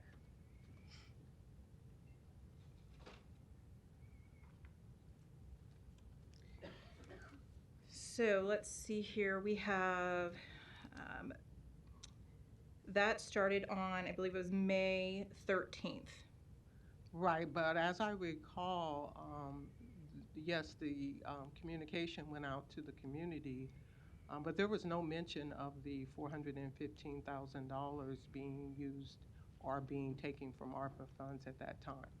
So I'm asking more specifically about when was it decided and who decided that the 415 would come out of ARPA funds, because the way it was presented to the community as it relates to CDBG funds is that that the purchasing of the building, of course, would be $415,000, but there was no mention of how those funds would be obtained. So there was a understanding or a opportunity for the community to believe that Mr.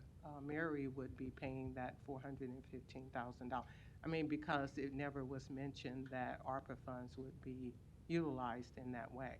So I'm asking again, when was it decided that the $415,000 would be allocated from ARPA funds? And when that happened, was it communicated to the public, more importantly to this area in which this is being serviced at? This project is great, but I'm concerned about transparency as a representative for District 2. I'm concerned about transparency. I'm concerned about how I will be able to go back into the community and articulate when this decision was made regarding $415,000, because everyone that I'm in communications with were under the impression that Mr. Mary would be paying that, or somehow he would be assessed those funds. Yes, it was marketed that the $415,000 would then in turn come back and do some type of facade improvement, which is another good project on 24th Street. But again, I didn't have any knowledge of the $415,000 being allocated from ARPA funds. I'm Bernard Innenbush, Deputy City Attorney, and I'd like to address the question because I'm on the ARPA committee, and Ms. Johnson Conroy is not. I think the expectation through all the communication is that Mr. Murray would have to raise philanthropic funds in order to be able to buy this facility and therefore reimburse the CDBG funds.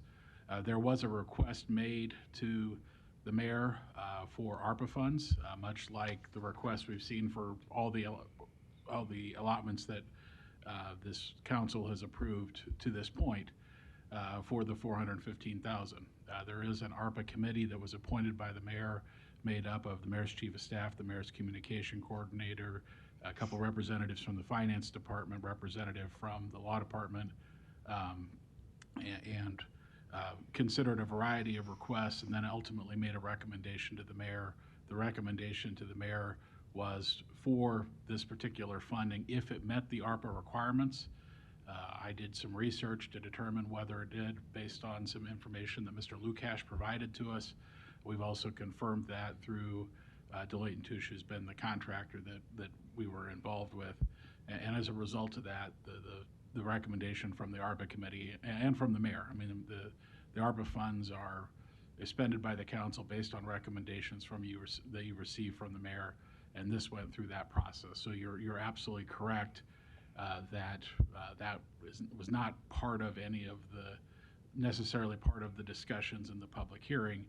The expectation was philanthropic funds. I'm assuming, I think that's what the expectation was, but the request was made for ARPA funds and whether or not this project qualified and whether or not this was an appropriate use, and that determination was made, and the mayor ultimately made that recommendation, and that's obviously why you have item 28, the resolution before you, to allocate a portion of the city's $112 million of ARPA funds for this purpose. Again, when was that recommendation made? And point of clarification just for everyone in this room, as well as constituents in my community, when was I informed of this recommendation? Well, I don't know when you were informed. I know the council's been briefed periodically on ARPA applications and funding. I've been party of some of those. I have not been part of all of those. I think the discussion as to whether or not to allocate a portion of the ARPA funds was discussed as early as May and June of this year. There were some concerns about whether or not this fit within the ARPA guidance. and that analysis took some time. It took some time for Deloitte to do it. The penultimate decision, I believe it's probably fair to say, was made approximately mid to late July. And then it was a matter of timing this particular coordination. As I said, I don't know. I knew there have been periodic briefings. This showed up on the document that was before the council last week that showed the budget for ARPA funds on it. But I don't know specifically when you would have been told. So just so we're clear, I was not briefed on any of this. And because of transparency to my to this district and to the community of District 2, I just want that to be on the record, that as the representative, these conversations were had without me. And again, this is a beautiful project, don't have any qualms with that, but I do have a judiciary responsibility to make it clear that I was not a part of this discussion, that these allocations would be coming from ARPA funds. Also, I would, at this time, again, the project is great, but I need opportunity to discuss this, flesh this out into the community, that this is something that is happening, because transparency is very important to this community. I ran on the initiative that I would be true and that I would provide information, and I'm not able to do that because this was not shared with me. Again, I'm not in opposition of the project. I am in opposition of the how and the why of how we got here. So I would ask that we delay this 1 week, in addition to the wording on the resolution itself needs some adjustment. And while it may not be the same example as was stated in the previous resolution, it still was not packaged well and does need some amendment. So I would have to move that we lay this over 1 week. Councilwoman Johnson, you and I met and did discuss this September 12th, and that included the discussion of the ARPA funds. It was indicated that you would send me any questions you had that Wednesday, the 14th. It was my understanding you had a conversation with the mayor's staff the next morning about the use of ARPA funds. That will be the 13th. No, ma'am. On September the 12th, yes, you did tell me on September the 12th that the mayor had made a recommendation to do this. No, I did not meet with the mayor on September the 13th. No, her staff, excuse me. Or her staff on September the 13th. No, that did not take place. So there was a motion to delay by 1 week, and I'll second that, but I think for a bit of a different reason. And if I may, Mr. Bailey, I know your light's on, but since I provided the second, I just wanted to clarify why I did.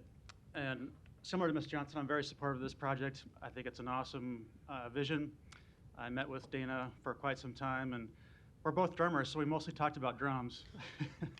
And I think it's safe to say he's a much better player than I am. But we also talked about this project and his vision, and I was impressed with that. I was impressed with his organization. I believe this is going to happen, and it'll be a great addition to North Omaha and our entire community. Having said that, the reason why I support the 1 week layover, though, is we do have the wrong document submitted to the council once again, and I do find that troublesome. This has happened many times in the last few weeks.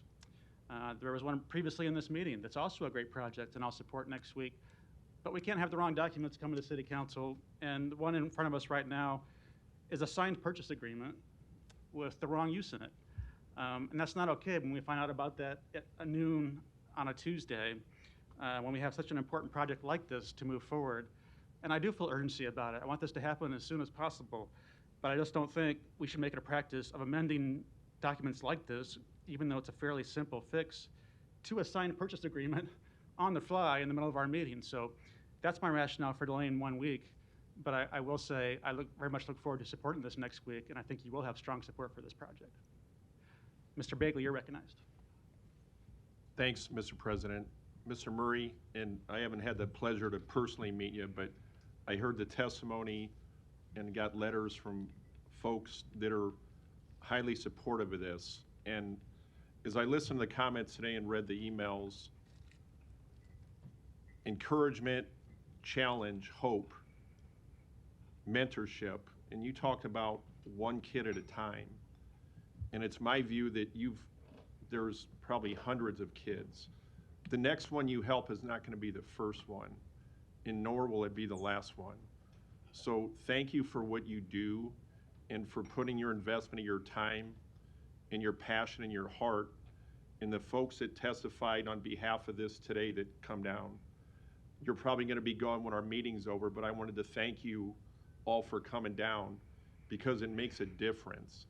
And the investment here, looking at this, and again, we got a great big TV screen, and I saw the documents on the attachments when I read it in my office. And it's a great anchor. We talk about anchors in communities. 24th and Lake Street, I think this is going to be tremendous. To give that ray of hope to a young boy or young girl is some testimony was given today by the young mom here raising her boys that you helped. So I'm gonna support the layover of this, not because I don't support it, because I think it's clear that I absolutely am gonna support this, but we need to get it right. And once the vote happens on this, I'll look forward to meeting you in person, and when it opens, maybe you and Festerson can do a dueling drum on the opening. I'll look forward to that, but thank you for what you do, and keep plowing through, because these things aren't easy, but we're getting there. And once if it gets approved and it takes off and it gets built, it's gonna make a difference in the lives of people that you're trying to help. So I appreciate you coming down and everybody that came today, and I'll look forward to meeting you in the future. Thank you. Thank you. Mr. Harding, you're recognized. Thanks, Mr. Festerson. I'm kind of curious, and I'd like to engage my fellow council person as to what some of the amendments might be in the resolution that we might consider next week then. So, Ms. Johnson, what are some of the issues in the resolution that we might see changed or proposed to be changed next week?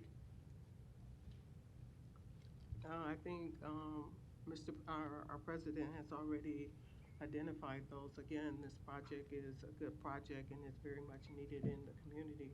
However, as a representative for District 2, when I ran on my campaign, I spoke about transparency.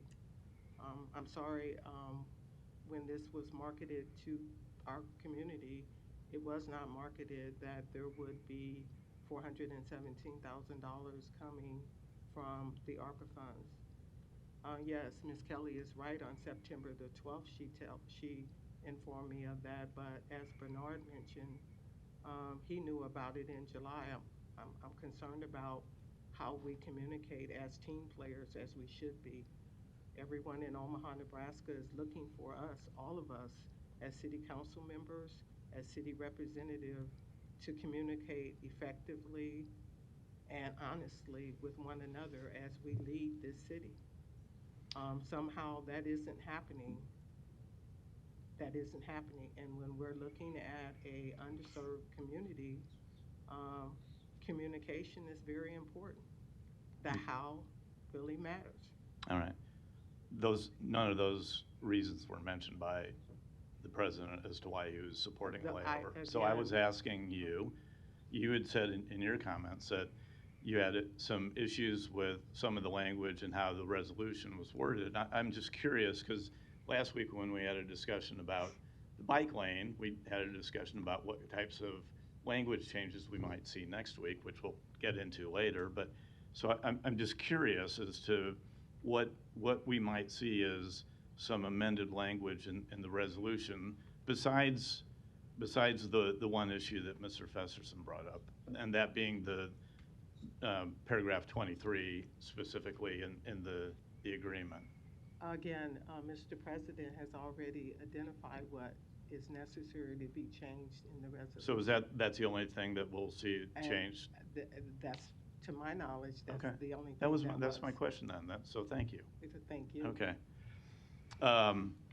So in addressing the one item that was mentioned, that being paragraph 23 of the actual agreement, It is a fairly simple change. It would be a simple strike, but I agreed with Mr. Festerson this morning in my conversations with him that I'd support the layover for that one issue, because I think this is, it's right to have the right document and not necessarily just amend it on the fly, as simple as that may have been. But I want to say I've in my journey in finding more about Mr. Murray and his mission and all the support he has, and first learning about this, earlier in the year, and then watching it progress to planning board and now eventually to us. I'm sorry, we're going to probably have, it sounds like we're going to have to wait another week. I appreciate your patience and your persistence, and the only one that's going to benefit from this is every citizen in Omaha. So thank you in advance for your investment, and I look forward to voting in favor of this next week. Thank you. Thank you. No further lights. There's a motion and a second to lay over 1 week. Roll call. Palermo. Yes. Rowe. Bagley. Harding. Johnson. Mr. President. Yes. Motion passed 6-0. Item 28, a resolution to authorize the Finance Department to pay an amount of $415,000 from the city's allotment of ARPA funds fiscal year 2022 for the NOW initiative, and the planning director or his designee is authorized to sign all documents necessary to effectuate the transfer of the ARPA funds. Public hearing on vote on number 28 is today. I think we've largely covered this item in the previous discussion, but we can hold the public hearing for public hearings purposes. Are there any proponents on number 28 that want to speak? Seeing none. Any opponents? Seeing none, public hearing's closed. No further lights. Oh, Ms. Johnson, your light's on. There's a motion and a second to lay over 1 week. Go ahead.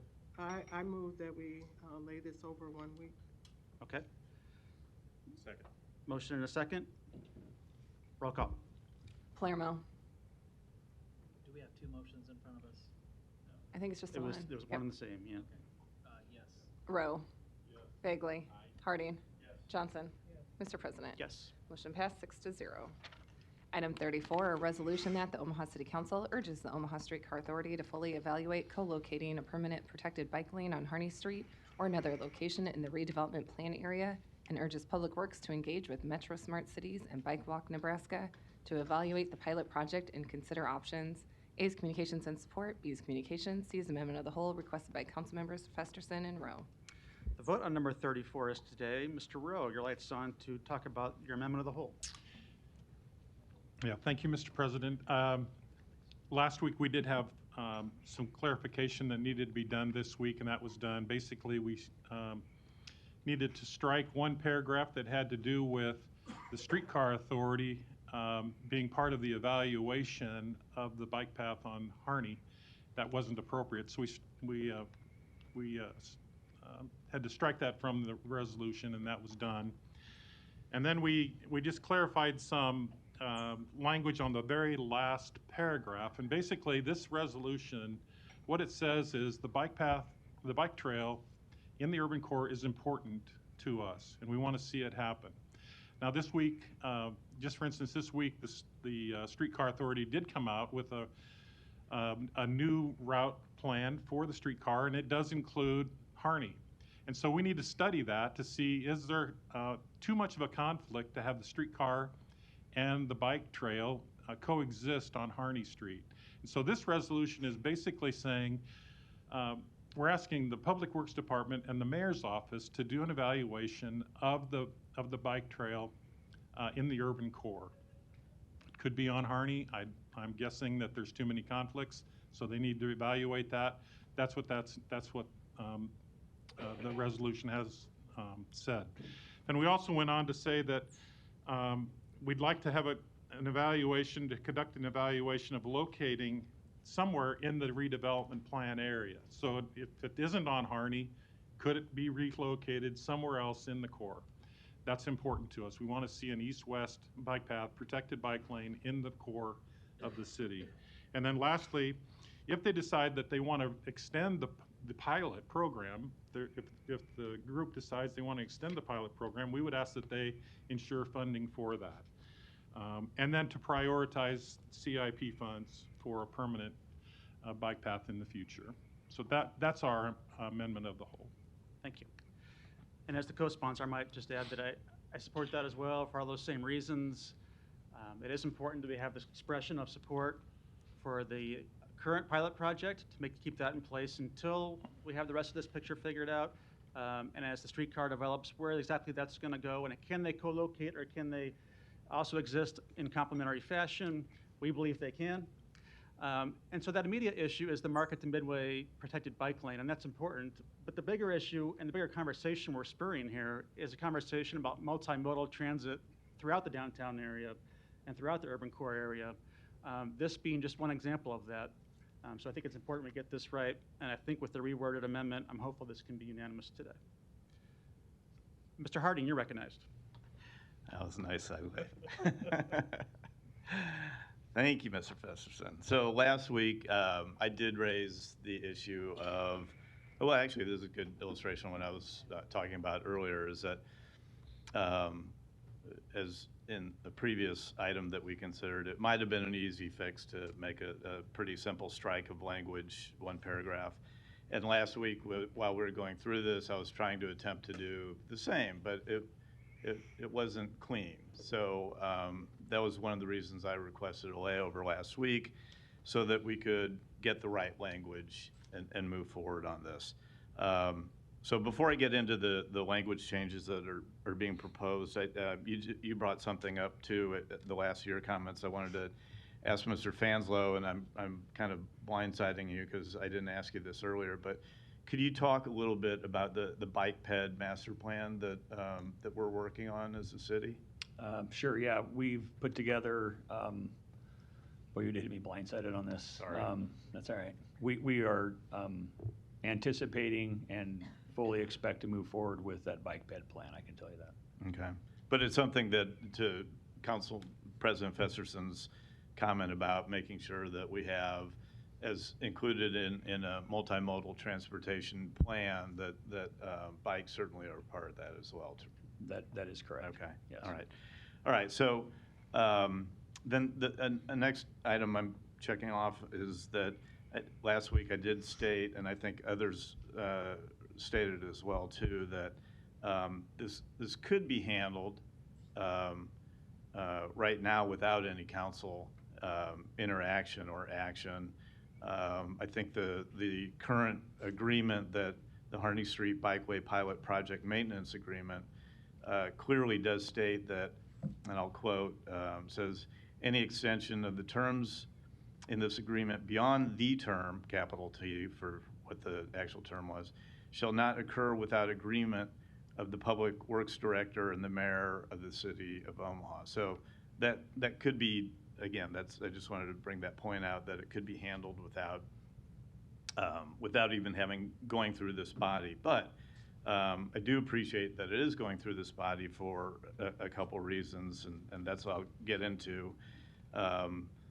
Really, the last paragraph is kind of the meat of what's changed here, and there are probably about 5 items that I'll cover, and I'll say that I probably agree with 4 of them, and maybe not the 5th, but as an old president named Ronald Reagan said, if you agree on 80% of the items, then maybe we can be friends. So I think that's kind of a tip-off to where I'll probably be on the vote.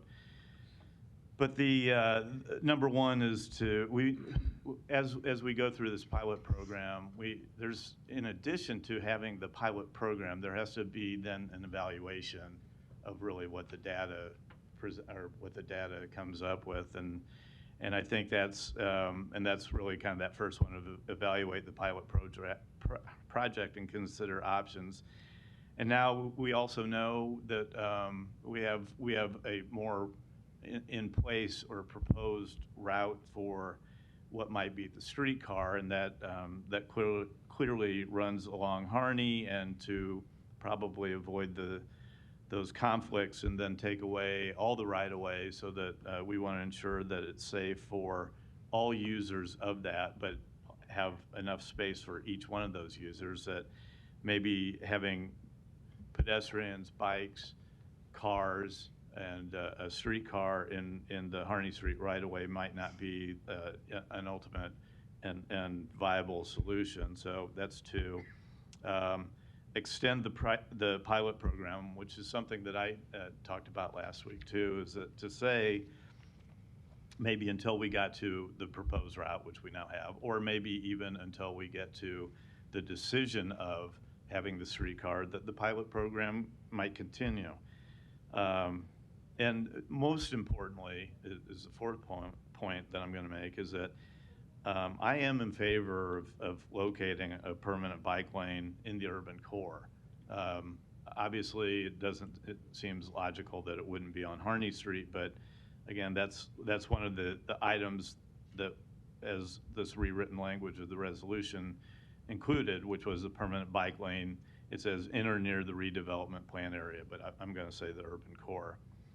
The last one was ensure funding of any pilot extension and prioritize capital improvement program funding for permanent projects. So, as I said, I would like to see a permanent bike lane located in the urban core. My understanding last week in some of our conversations, and it may have been incorrectly assumed or understood, that the pilot program would maybe continue in the current funding agreement that we have for the pilot program that's about to run out. So that was the one rub I had, but again, with the agreement on the others, I will support you on this. Thank you. Mr. Bagley, you're recognized. Thanks, Mr. President. I want to commend you and Council Member Rowe for the work that you guys put in and the discussions I had with you.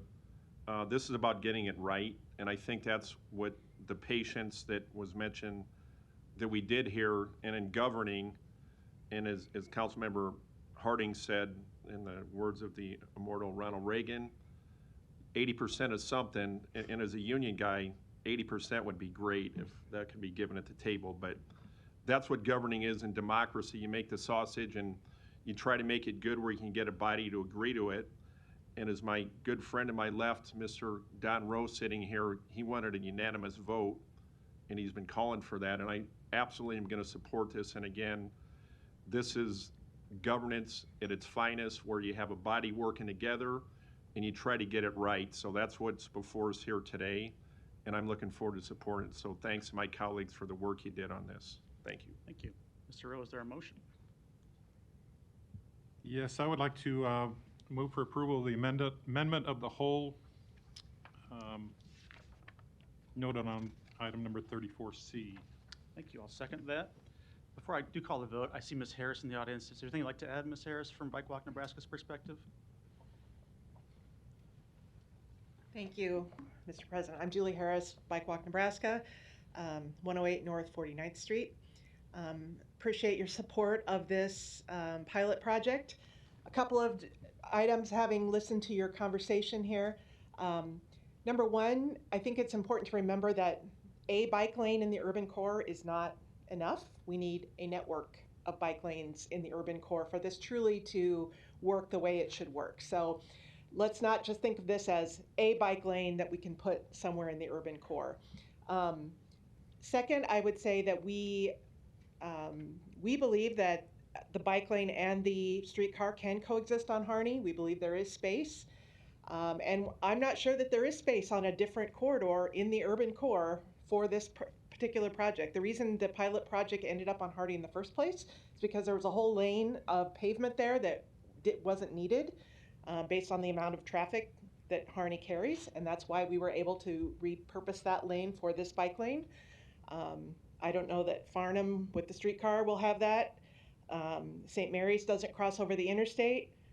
Leavenworth, Public Works has been telling us for 15 years that it's too expensive and won't work on Leavenworth. Douglas is a state highway, Cumming is a state highway and a truck route, and I'm not sure there's room on Cumming. So I think we should look very strongly at making sure that we can co-locate this on Harney. I do think there's space for it all, and we're happy to assist in any way, brief you on any issues with the operations or the evaluation that you might want further information on. Thank you. I look forward to working with you on that. There's a motion and a second. Roll call. Palermo. Yes. Rowe. Bagley. Harding. Johnson. Mr. President. Yes. Motion passed 6-0.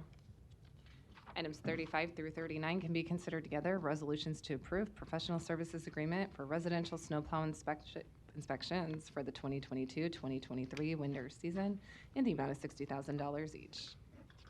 The vote on items number 35 through 39 is today. Mr. Harding, you're recognized. Second. There's a motion and a second. Any further lights? Seeing none. Roll call. Palermo. Yes. Rowe. Bagley. Harding. Johnson. Mr. President. Yes. Motion passed 6-0. Item 40, a resolution to approve a settlement of the claim filed by Heartland Auto Chlor Systems LLC in the amount of $42,004.61. Public hearing and vote on number 40 is today. Proponents, please. Seeing none, any opponents? Public hearing's closed. No further lights. Roll call. Palermo. Yes. Rowe. Bagley. Harding. Johnson. Mr. President. Yes. Motion passed 6-0. Item 41, an ordinance to approve the City of Omaha and Douglas County joint application to the U.S. Department of Justice fiscal year 2022 Edward Byrne Memorial Justice Assistance Grant Program application in the amount of $419,168. Public hearing on number 41 is today. Proponents, please. Good afternoon, Amber Parker, City of Omaha Mayor's Office, 1819 Farnham Street, just here to answer any questions. Thank you. Any other proponents? Seeing none, any opponents? I finally figured it out, Mr. President. That movie Australia Down Under, how they was teaching music to cross the desert. So music is very important. But what I wanted to ask, I seen here, oh, excuse me, Donnie Johnson, the Johnson Equestrian Foundation, North Omaha Concerned Citizen Foundation, 4928 North 52nd Street. I noticed on here, October 11th, you folks won't be here. So this is the opportunity of a lifetime for me because I've been working on some projects and I was hoping the city council, since they would be off that weekend, on 33rd and Parker, 42nd and Grand, and I'm gonna be working with the school board. So Donnie, we're talking about a grant here from the Department of Justice, right? Let's Yeah, keep it to that item. I'm gonna please. help them guys get jobs because you and I have seen poltergeists, and we got a whole bunch of cemeteries at the address I gave you. We want to relocate them. The one on 42nd and Grand, 33rd and Parker, and put these guys to work helping us remove, because the people I talked to about the cemeteries over there says no one's going to object if we move, like in poltergeist, and rebuild there for our medical marijuana dispensaries. Okay. Keep that in mind. Thank you. Any other opponents today? Seeing none, public hearing's closed. Item 42, an ordinance to approve a major amendment to mixed-use district development agreement for Pine Creek located southwest of 156 and State Streets. Planning Board and Planning Department recommend approval. Public hearing on item number 42 is today. Proponents, please.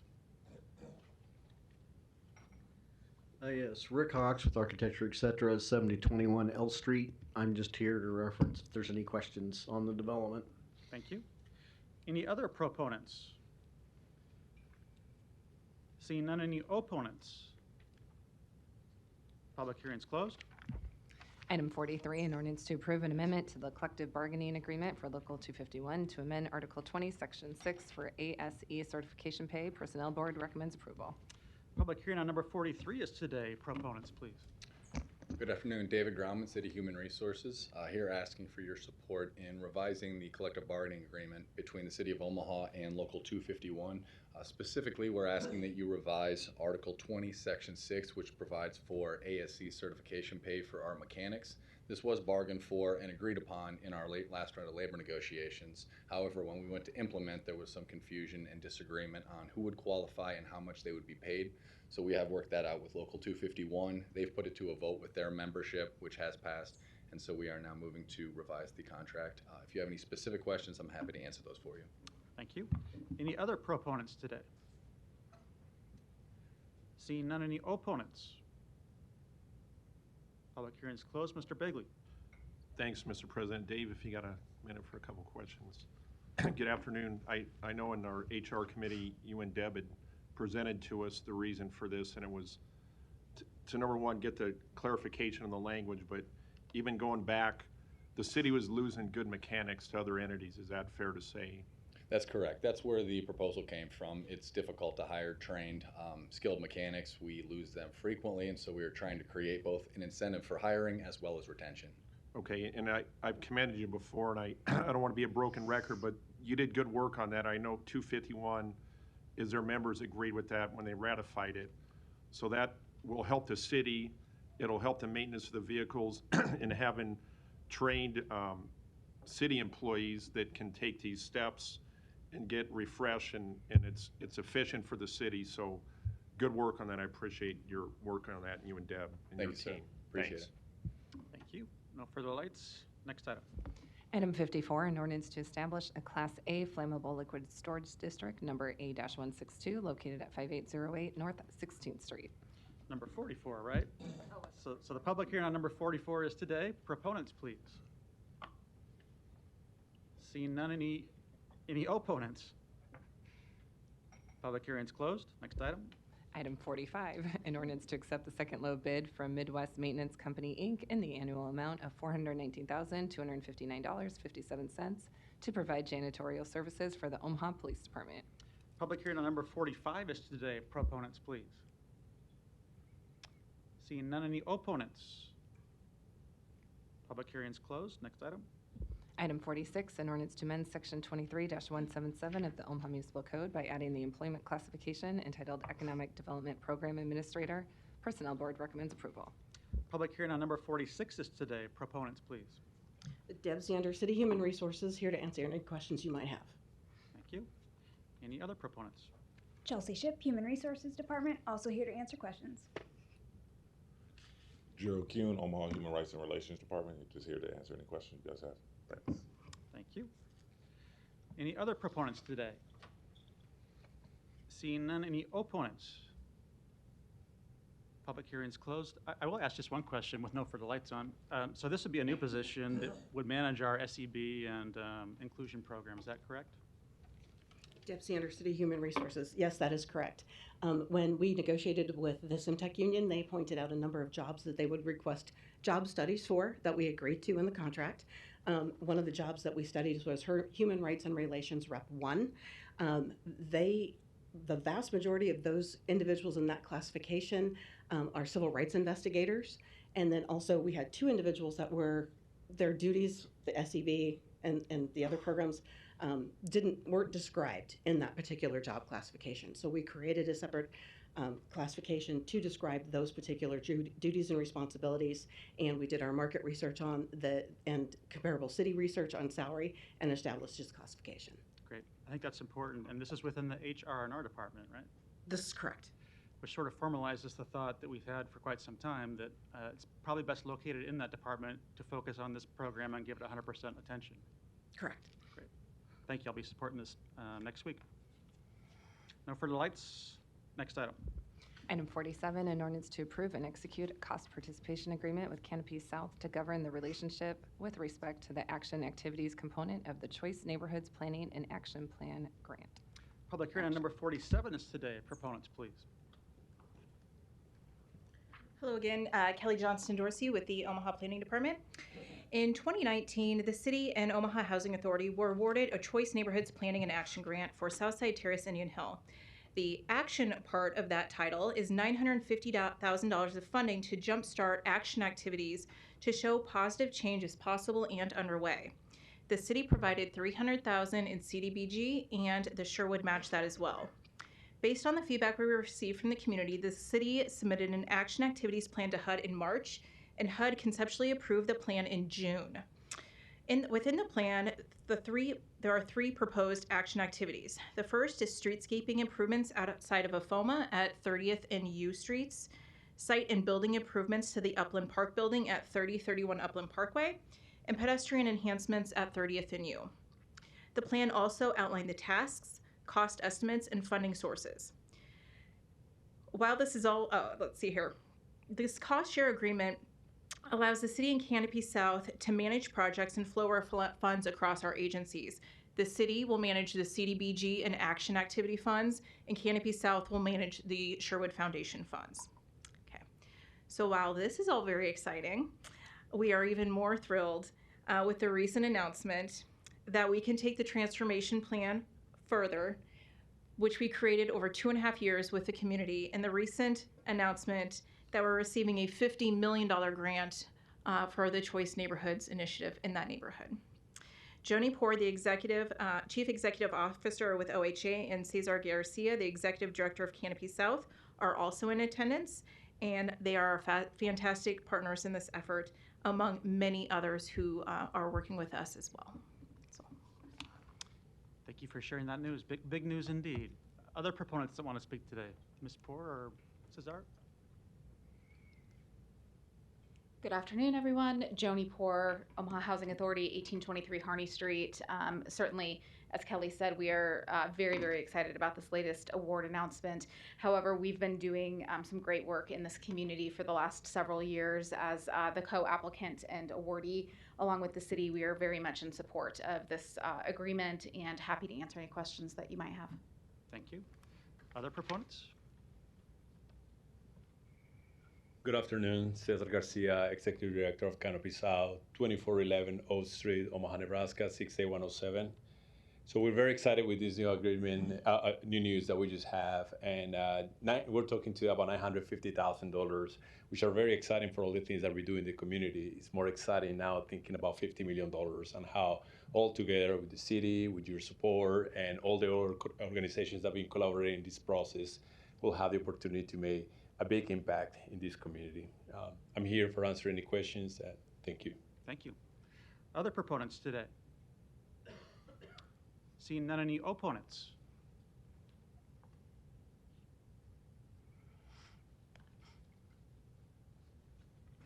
Address again? Yep. Okay. 4928 North 52nd Street, the Johnson Equestrian Foundation, North Omaha Concerned Citizen Foundation. I was wondering if we supported this program, would you direct the planning department to explain to us how do we remove those cemeteries in North Omaha we don't want? The one on 42nd and Park, So this Grant? is about South Omaha, right? No. Canopy South? Oh, this is South. I thought this was North Omaha. I apologize.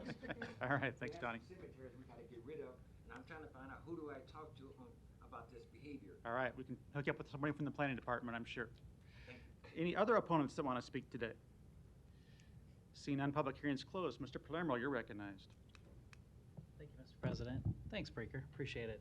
I certainly don't want to take away what we were originally here for today before the discussion came up of the other amount of money we received, because this is exactly what the neighborhood asked for and needed, and it was the work that's been put in by everybody in place for these problematic areas.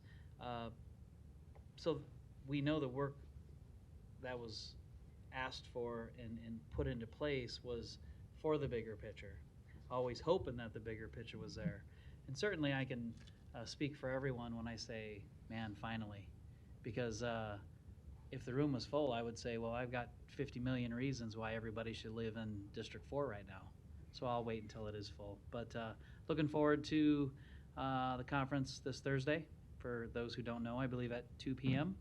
Okay.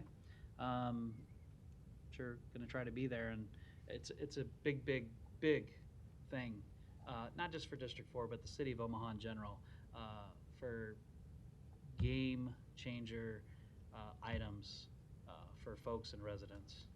So appreciate it. Thank you. Thank you. Mr. Hardy. Thank you, Mr. President. Just a couple things.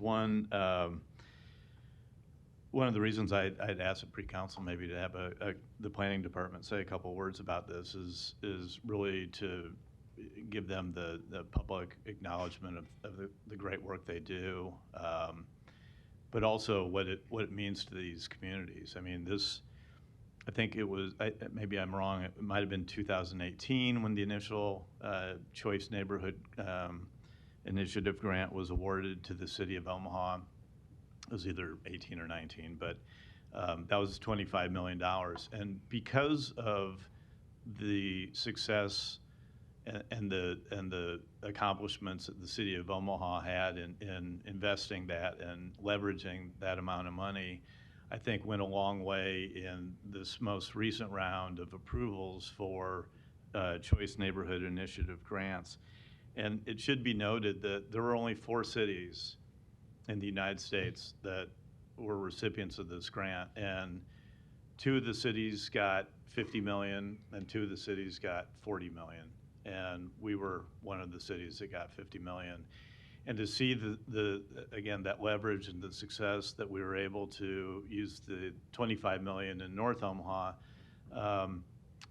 is just, you know, the results are just going to be, I mean, fantastic. And in addition to all this, I think with LB 1024 and other investment and other ARPA money that's going to be invested in both North and South Omaha, I think the prospects for those areas to really begin to prosper and take this momentum is very exciting. So that was one of the reasons I wanted to bring it up today, is to not only thank the planning department for their hard work in pursuing these kinds of opportunities, but also what it means to those communities that will greatly benefit from these investments.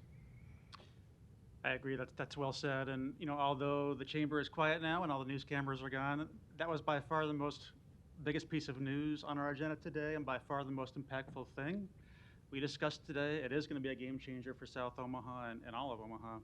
So we look forward to hearing the bigger details and more details that we talked about on Thursday. I look forward to supporting it then, and so appreciate our partnership with OHA and you, Cesar, for all that you've been doing. And I was teasing Kelly that she's only been in this role for a couple weeks now, so not bad to have the $50 million come all of a sudden, right? All right. No further lights. Next item. Non-action items, items 48 through 76, do not require public hearing or city council consideration at this meeting, but will be placed on a future agenda for public hearing and/or vote. The reason for non-action is noted after the item on the agenda, as well as the date the item is expected to appear on agenda for consideration. Second. Roll call. Palermo. Yes. Rowe. Bagley. Harding. Johnson. Mr. President. Yes. Motion passed 6-0. Meeting is adjourned at 4:26.